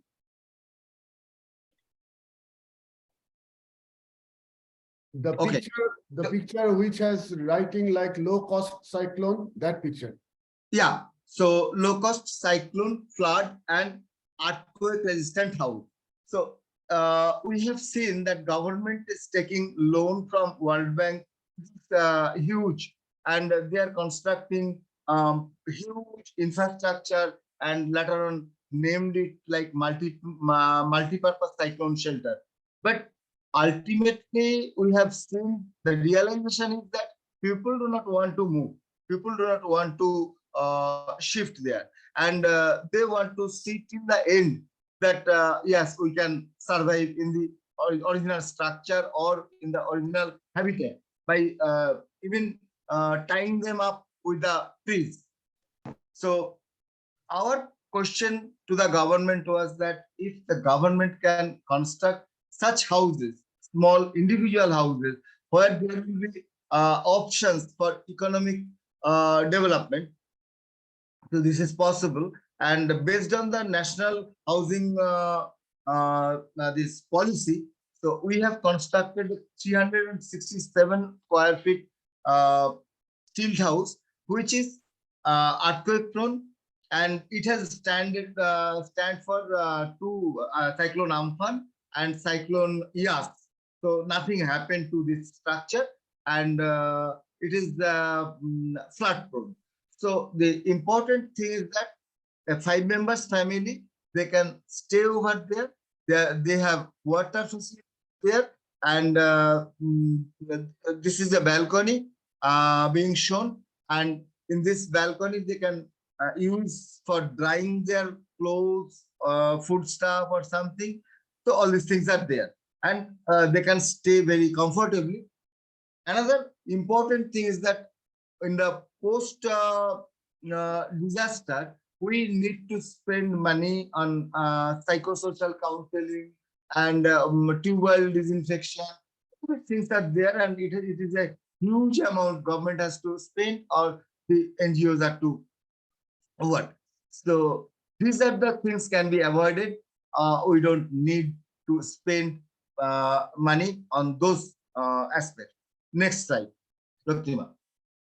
Yes, it has moved. Yeah, this is the same thing, and you can see that in the Swachh Bharat program, all pit latrines are there, and in any disaster, any flood, those pit latrines will definitely be flushed, and the entire area will be polluted. But here, the latrine is a septic tank, and the septic tank is constructed, it is above the flood level. So there is no chance of inundation, no chance of pollution. And in the on the top floor, if you see, we have toilet, we have a separate room for taking bathing, and this is a place for keeping 4 cows. I'm saying that 367 square feet area. So considering that, so they can do the livestock population they can raise. They can also use that place if it is a roadside one. They can use that for a shop, something like that. So this is an alternative we are providing to the government. So this is another thing that below the landing you can see that there is a provision for hens, rearing of hens, ducks, goats, etc. So these are again livestock population, and rainwater harvesting is already there. So this is one example that disaster management is not only to talk about.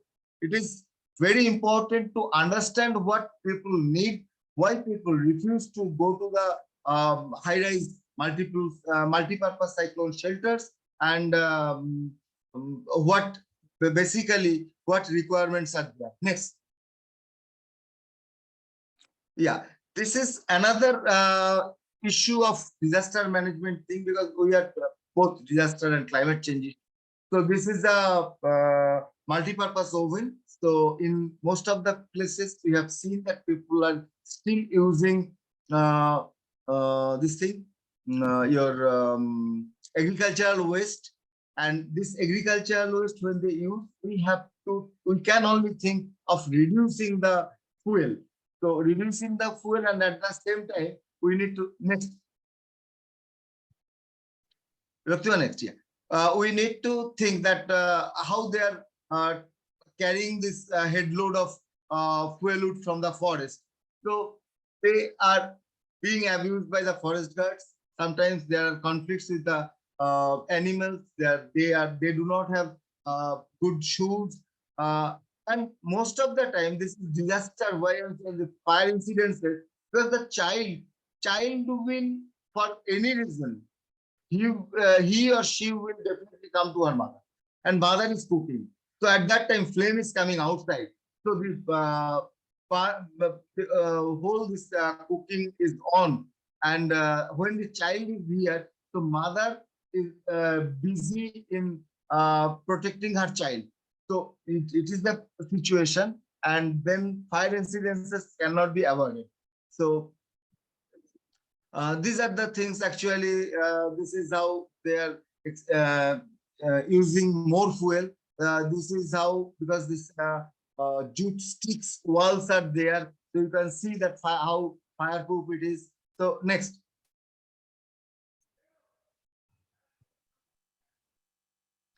Yeah. So next, so because this is the way actually children they are being engaged for cooking. They are spoiling their education. This is from Hanoi, and this is from Cambodia. So these are from outside India, and you can see the indoor air pollution issue. So indoor air pollution, it's something like carbon shoot. So we have been talking about, but since it's with the women, they are the victims. So nobody is really bothered about all these things. And with dehydration and all. Next, in Manipur, Nagaland, roadside shops are like this, roadside hotels are like this, and I have calculated the volume they are using actually, volume of fuel. Yeah, next. And this is the multi-purpose oven we have made, and this is actually how it is disaster and climate, how we could make it a climate change proof this thing device. Yeah, so disaster, because the child is there, nothing, there is no risk, and mother is happy, child is also happy. So this woman, she wanted to cook food in a standing position. She can do that. So this is how she has avoided all sorts of fire incidences and other disasters. Even her physical problems like joint pain, arthritis, and when flames are coming out, dehydration. So nobody is there to give her ORS solution. Next. So this is basically this is our own system, domestic water purifier. This is based on the WHO recommended this thing, the policy, that is household water treatment and safe storage after this Millennium Development Goal in April 2015.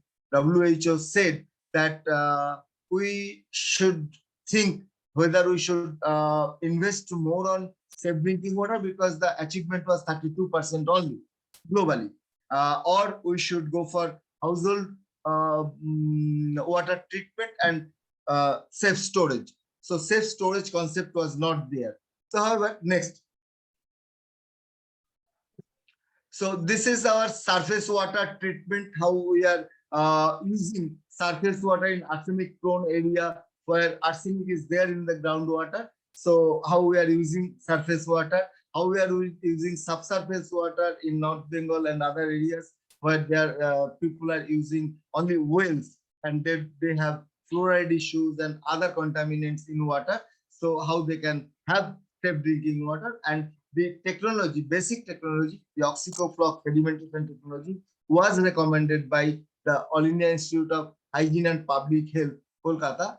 And these are the things basically we have promoted in Vietnam, in Nepal, Bangladesh, India, all the places. Yeah, Dr. Next. Next. Okay. This is basically iron removal. This is how we are actually this eco bricks. So this after we buy mineral water, we buy Sprite bottles. We after consuming what is there inside, then we either throw it or we keep it for a few days. But ultimately, it is being thrown.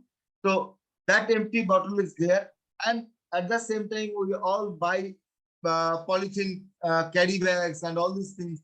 So if we understand that what are the consequences, so then we will understand that ultimately these polythenes, they are being floated and dumped in the landfill site, which are very close to the river or any water body. So ultimately it goes to the water. So I have developed actually in Prism, we have developed this water tank, the capacity of which is 2,800 liters water tank with this empty bottles. So this we call eco bricks. So this is the model of vegetable seller. like the poor farmers.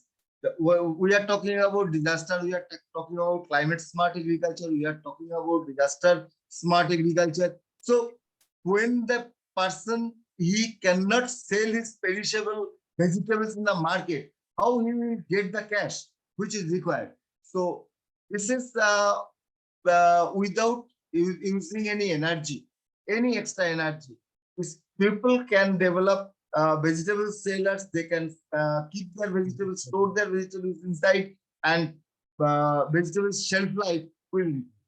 And this is something, these are something like solar cookers, solar dryers, solar geyser. So we are so fortunate. We get plenty of solar heat and solar light.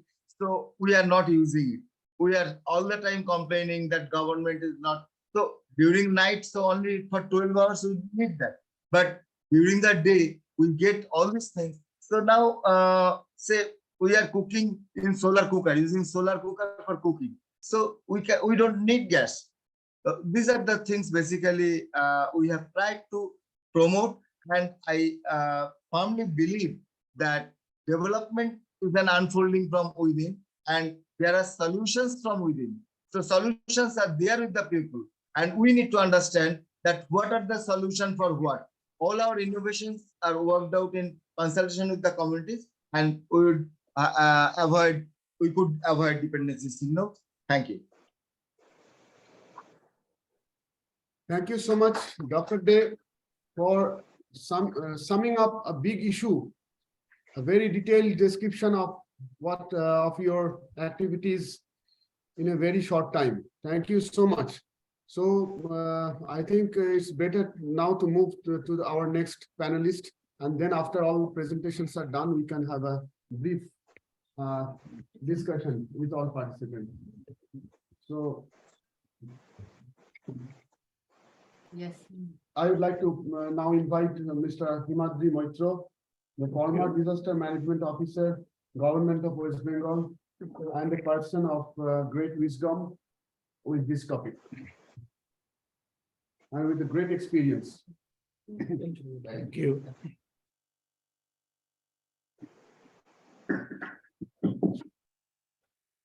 Thank you. Only 20 minutes. Oh, yes. So, thank you so much. I request you to share my PPT to participants. Then it will be easy for me.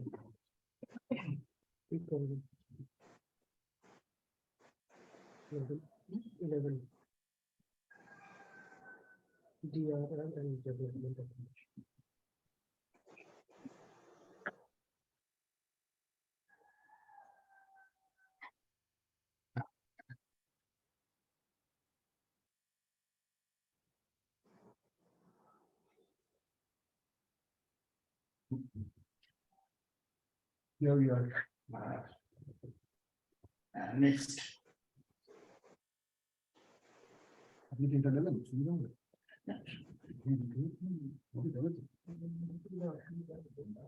আপনি change করে নিন,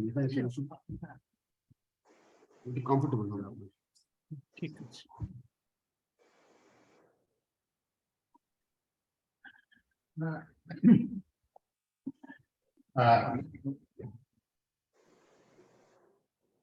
Human security depends on fulfilling of our basic needs and human rights.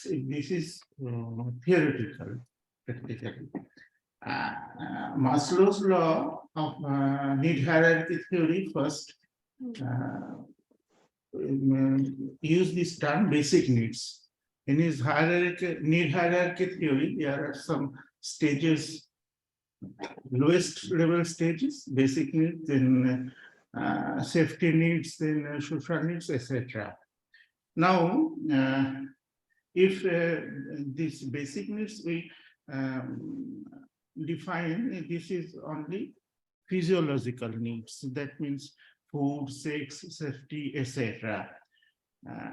Now, Oxfam reported that 53% of our population using their earning in food So after that, how they make their shelter, how they secure themselves. So they are under great under pressure.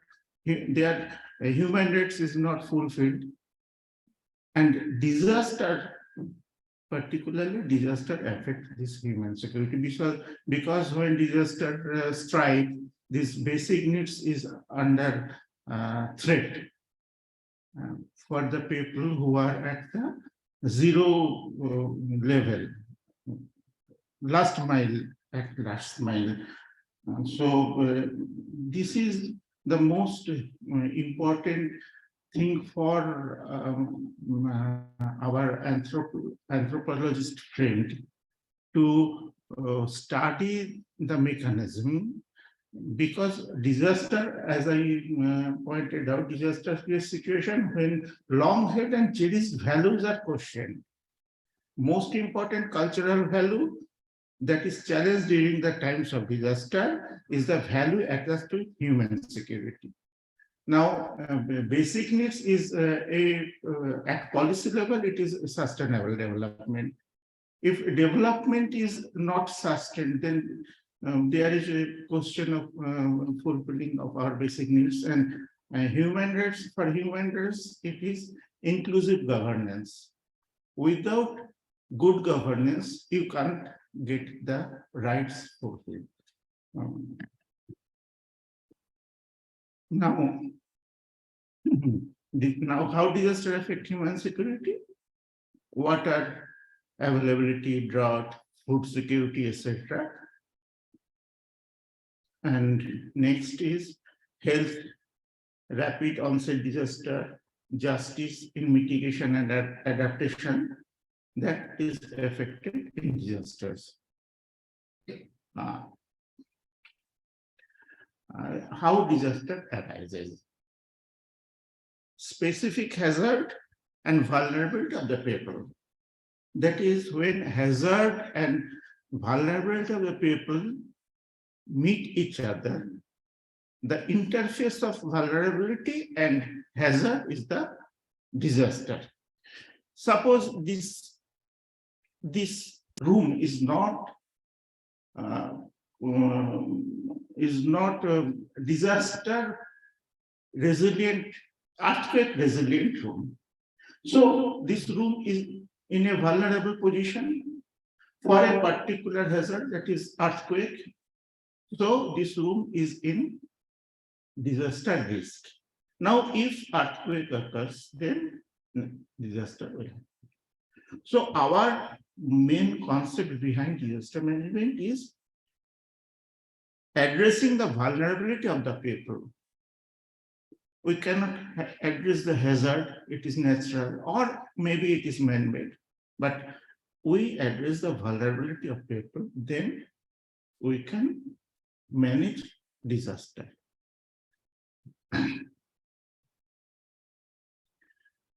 This is just a definition, but I describe the progress of disaster management. Actually, in 1970s or 80s, we managed disaster structurally. That is repairing bridges, repairing embankments, repairing roads, etc. But after that, it was found by the insurance companies that loss in disaster is exponential against this development. So there is something there is some gap in our understanding. In 1994, in Yokohama, International Disaster Reduction Conference was held, and there development economics understand that not only structurally we can meet we can control the damages, but it is totally social, political, economical, and environmental issue. Suppose I am working in I am doing a job with some daily wages. Suppose it is 500 rupees, 500. If disaster occurs, I can't go to my job site and I lost 15 into 500 rupees.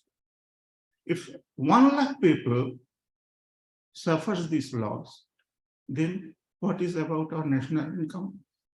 We do not think before this understanding that these are the actual loss. This is micro level loss, which is not counted in disaster loss.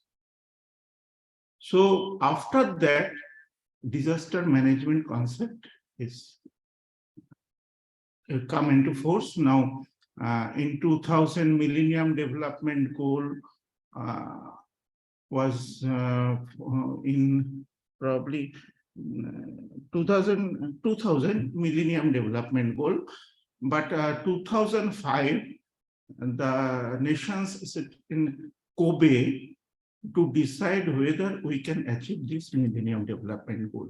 And there, the concept of disaster risk reduction, the enactment of Disaster Management Act, etc., because it was found that Millennium Development Goal cannot be achieved if disaster is not reduced. Disaster risk is not reduced. Problem is disaster risk. If disaster risk is not reduced, it will hamper development. And that cannot be, that MDG cannot be achieved. Now, what is disaster management? Actually, this response and recovery, we were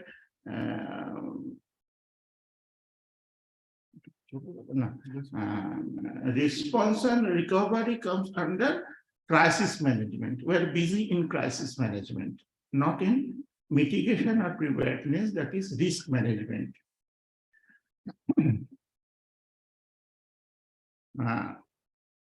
We know that not everybody is at same level of risk.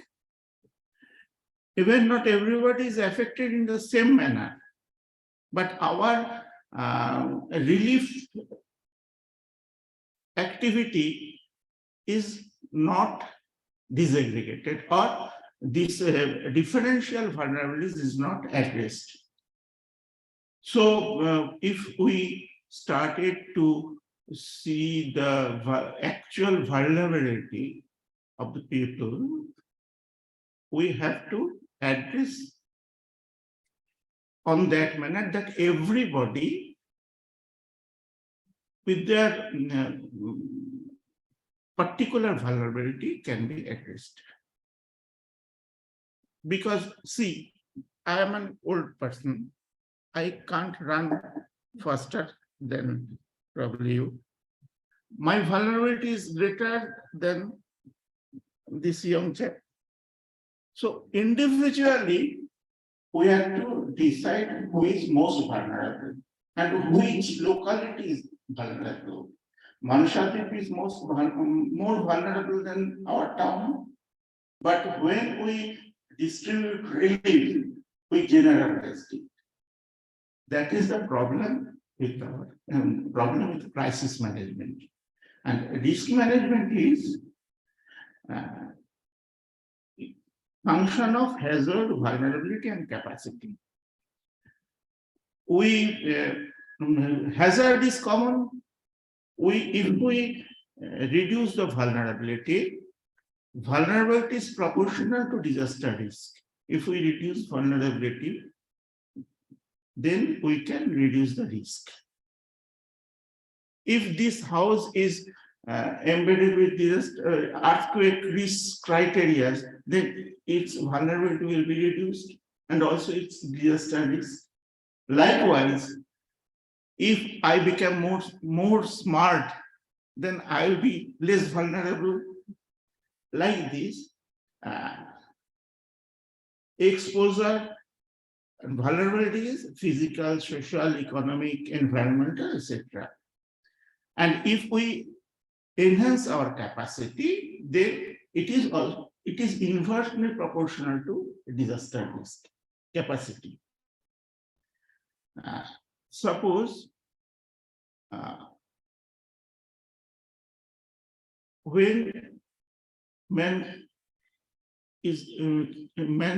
coming from their ape brothers, this try to stand erect. They are erect in their erect gait. That is first risk reduction process individually, because in erect position they can run faster.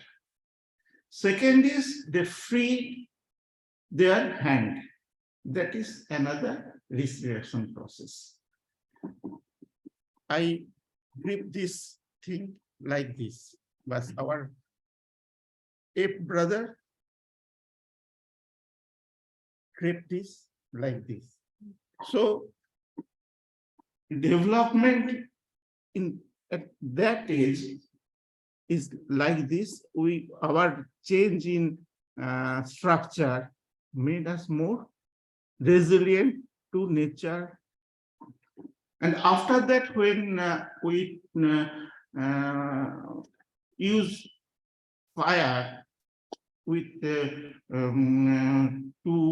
stones, using stones, then it is the first disaster risk reduction development process. Fire actually reduces our vulnerabilities from animal, from cold. This is the process of disaster risk reduction. Actually, development, if it is managed properly, is the process of disaster risk reduction. Every development process, if it is managed properly, then disaster will be managed. This is the equation. Next, policy. Disaster is an outcome of hazard and vulnerability. Reducing risk means tackling vulnerability. I have already said that.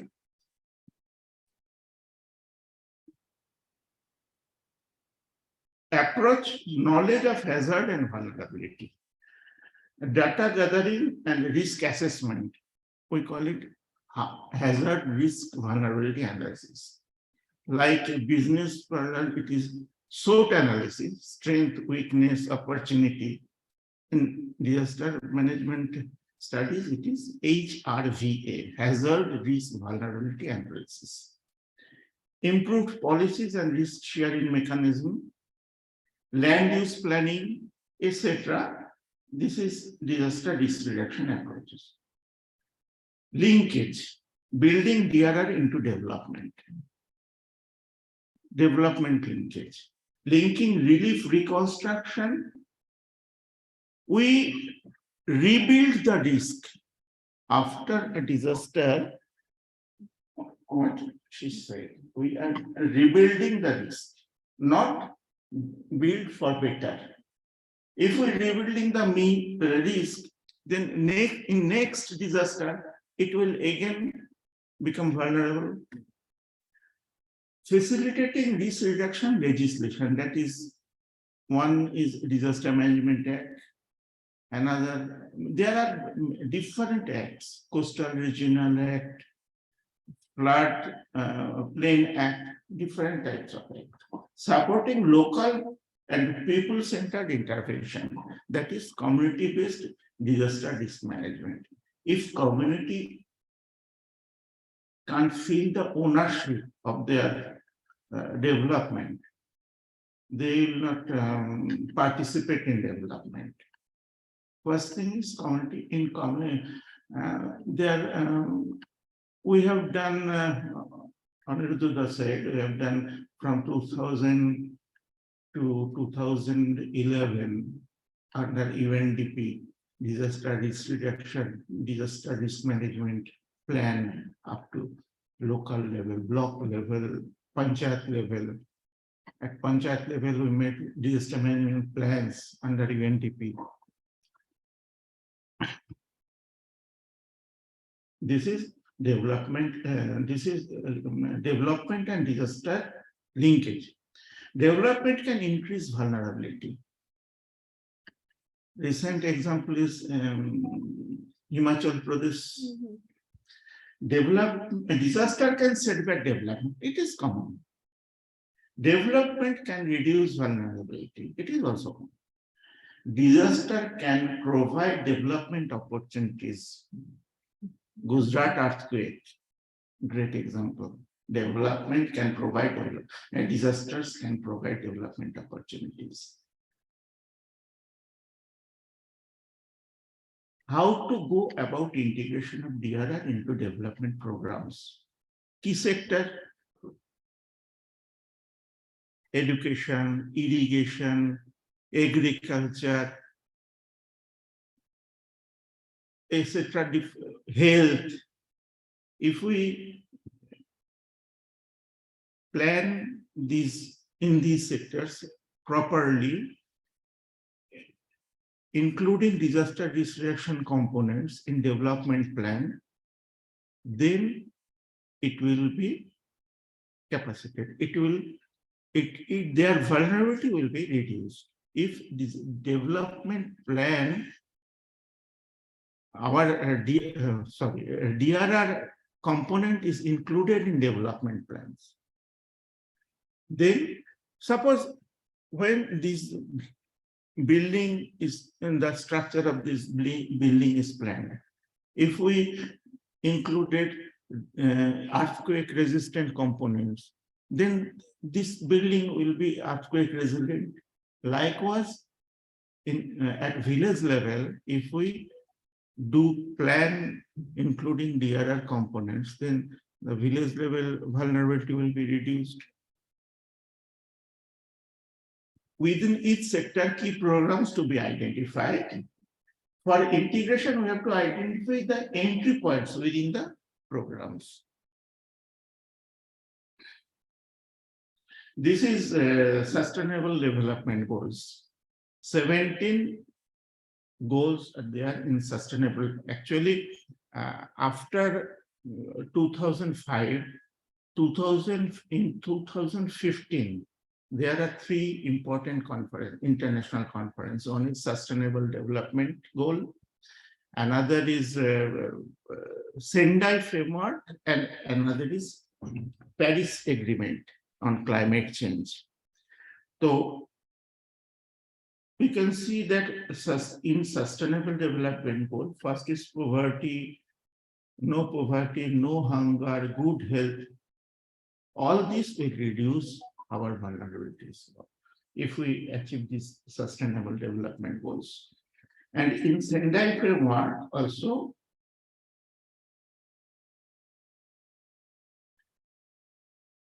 substantially reduce the global disaster mortality in Sendai Framework.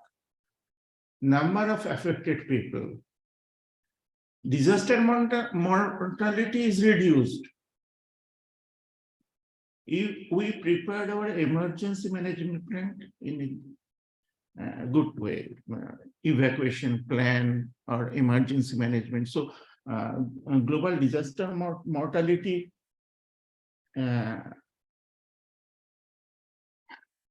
reduced, but number of affected people increased because of complex disaster issues, economic loss. If a number of affected people increased, then also economic loss will be increased. Damage to critical infrastructure and service disruption. This is the substantially reduced. If this is substantially reduced, then vulnerability will also be reduced. And number of countries with national and local DRR strategies by 2020. International cooperation, availability and access to early warning system. DRR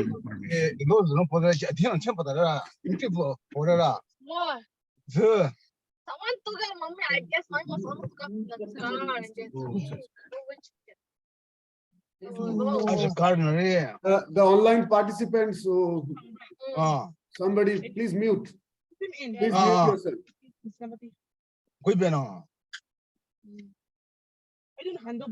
Understanding community aspect.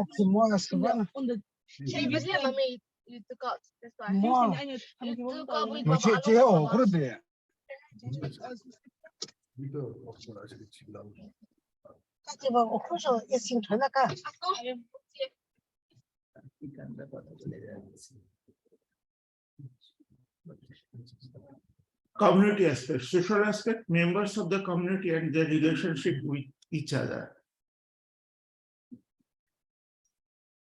Anthropological study enlightened this point, this relationship with each other,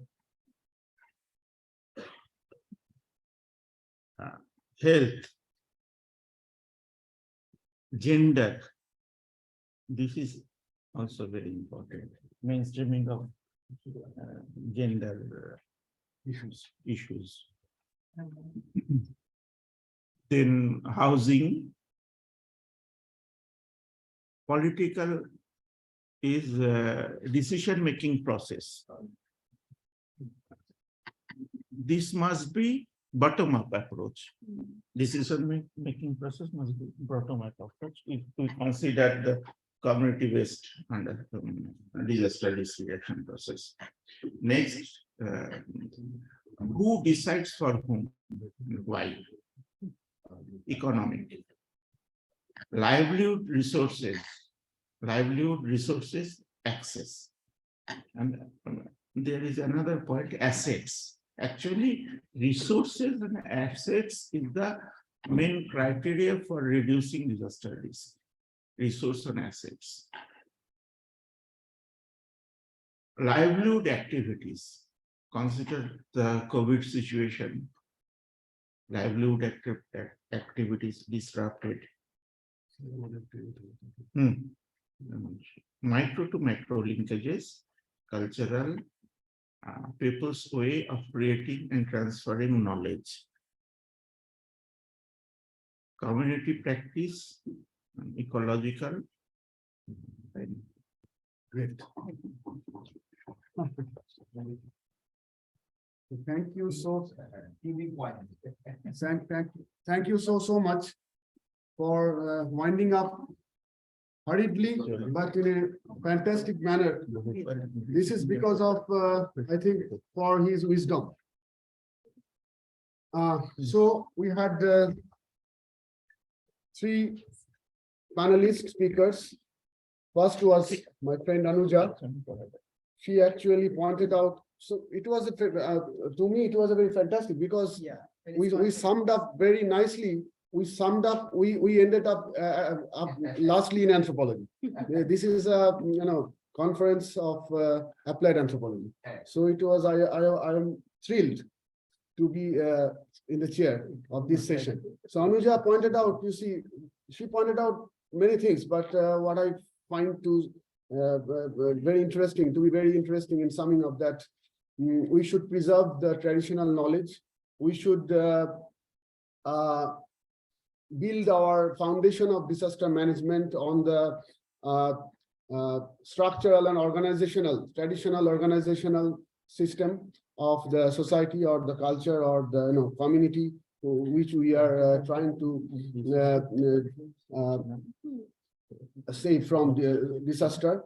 And then we should build a long-term establishment for disaster management system with a very prolonged, establishing prolonged relationship with people. So this is also a little bit anthropology, because we anthropologists always put emphasis on building relationship, building rapport with the people to solve our mutual problems.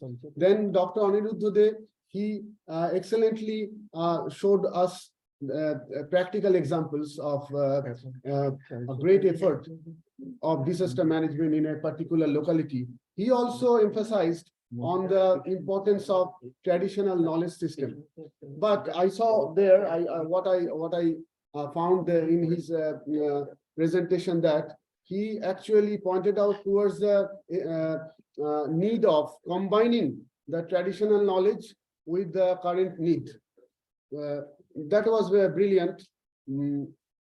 And Why? Because our ecology is changing, good or bad. It is changing. We are changing our ecology. So how can the all the traditional knowledge can exist right now? Because the traditional knowledge actually builds up with the ecology.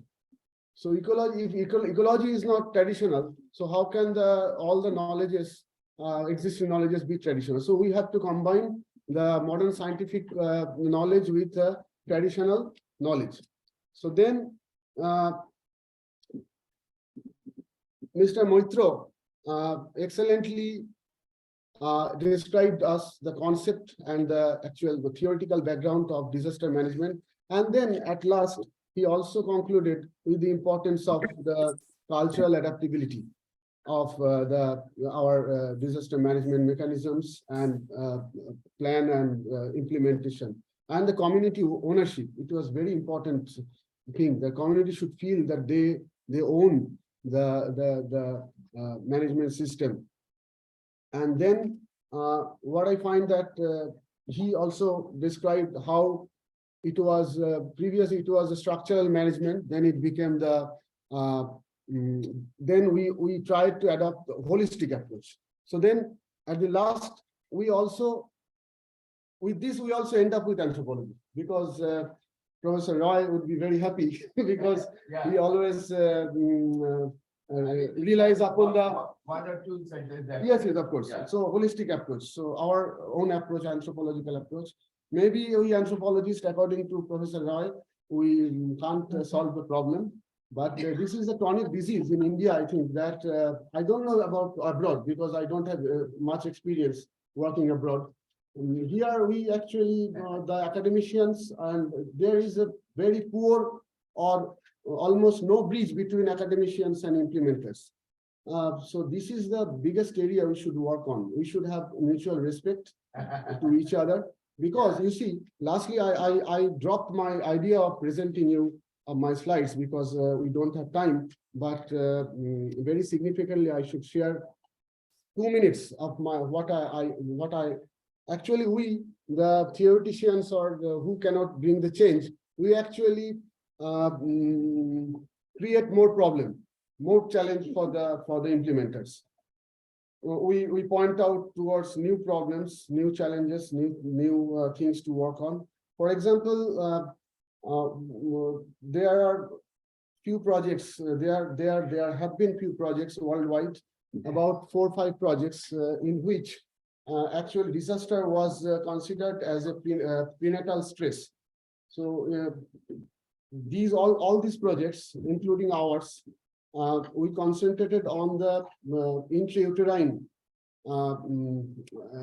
phase of pregnancy, and we identified the children who were inside their mother's womb on the day of disaster or at the time of disaster.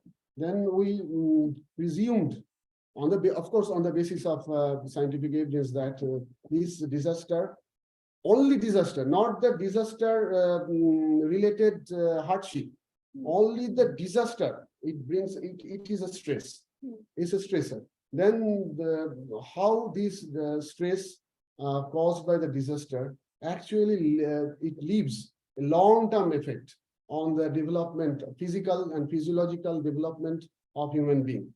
So in our study, apart from other international, other 4 or 5 studies like Quebec ice storm, like Queensland flood study, and the Sandy storm study in New York, we did our ILA study in 2017 to 20.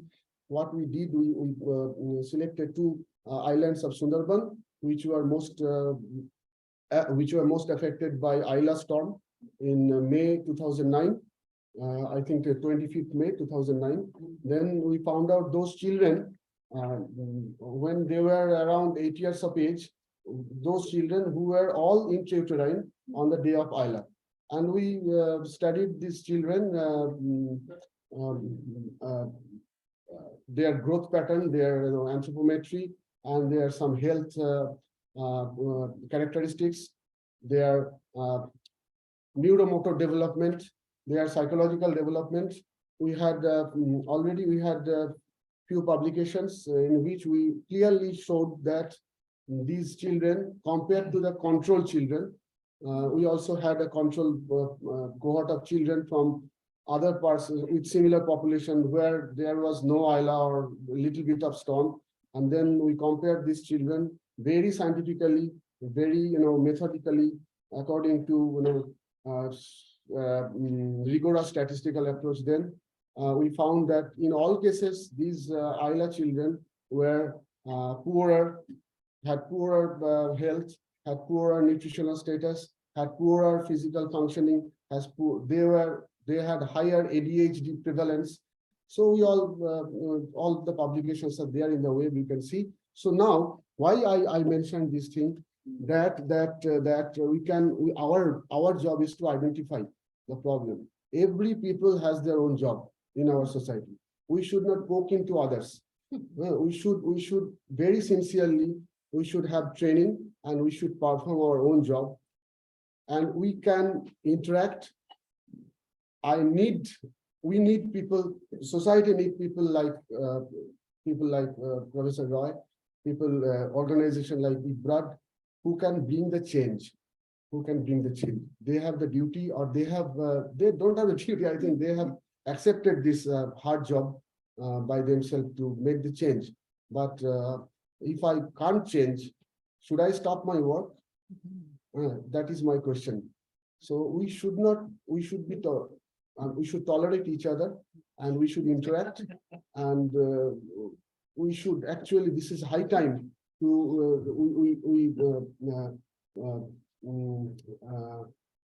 stay apart from this chronic disease of India. The politicians, they try to become artists try to become politicians, and he's successful politician, we don't bother. When he starts painting, so we are very delighted that see, this politician is painting. What is this? I think it's a bullshit. Sorry for the language. Now it's the hall is open for discussion, and before that, maybe our guardian Professor Rai may kindly add points.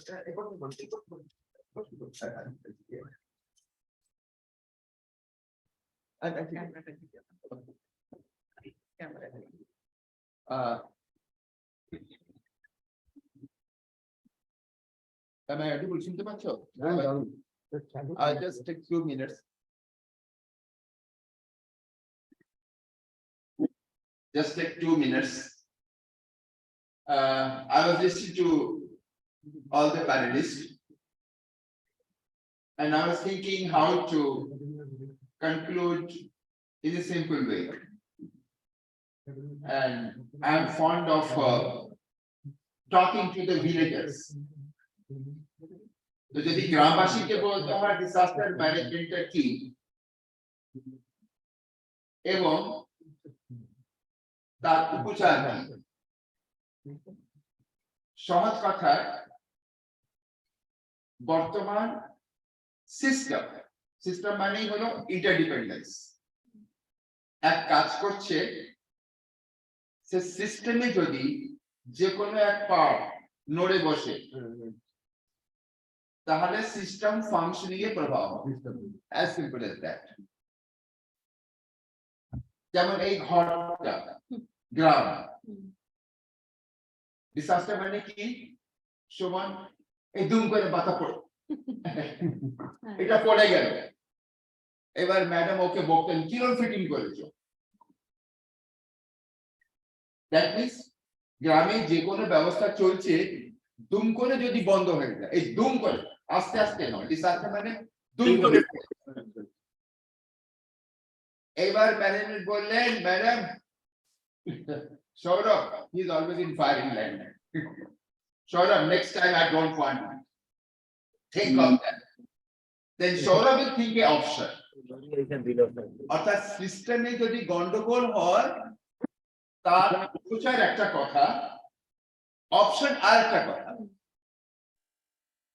উপচার হলো তাড়াতাড়ি fit করো, আর option হলো এই next time উনার মতো লোক আসলে এইটা বন্ধ হলে দুম করে এই যে হাতে দিয়ে দিল,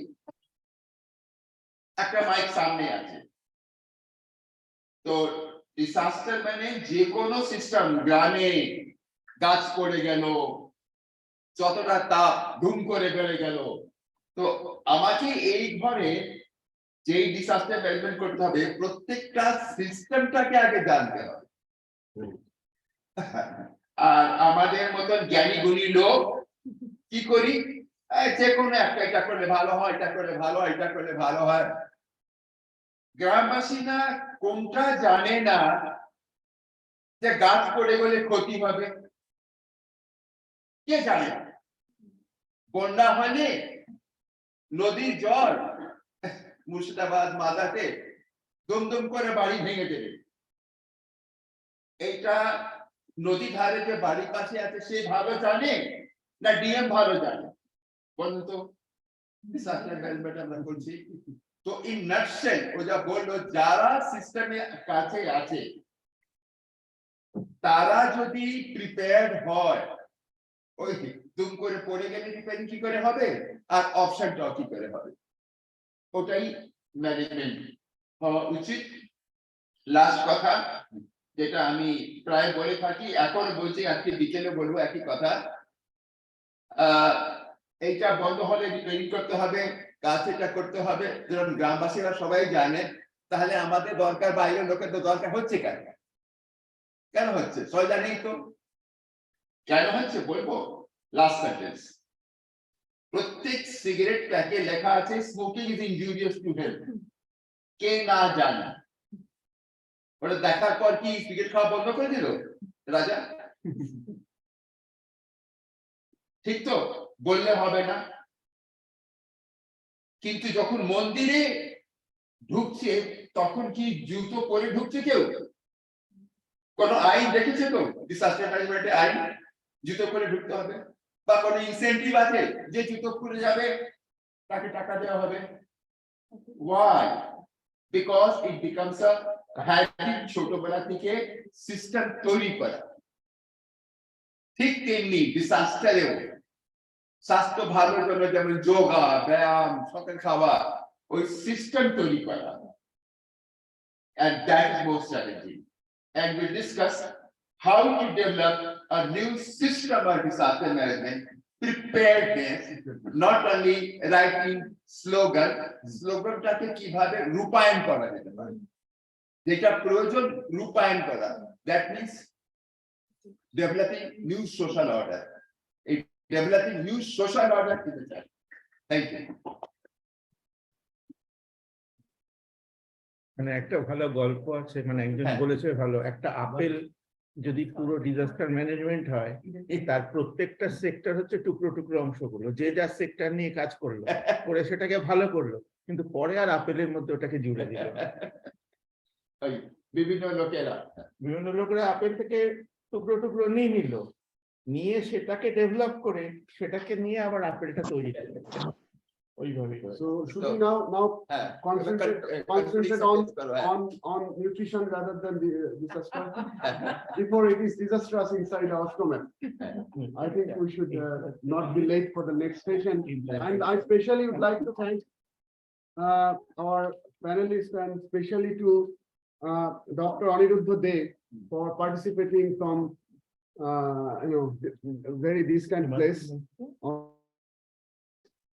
especially, and to all other designated panelists and our patient participants, and also I thank the IBRAD and Professor Arya again for giving me this opportunity to learn. Thank you so much. Thank you, sir. As the chairperson has thanked everybody, but let me have the opportunity to thank the chairperson, Professor Raja Chakraborty, for very nicely conducting the panel discussion session. It has been a very good learning for all of us, very insightful and very spontaneous presentation by all of our panelists. Thank you so much. Join for lunch. So I'll request all of you to join for lunch, and then we will reassemble at 2:45. Thank you so much. 2:45. So have a big. Not 46. Before we break for lunch. Yes, sir.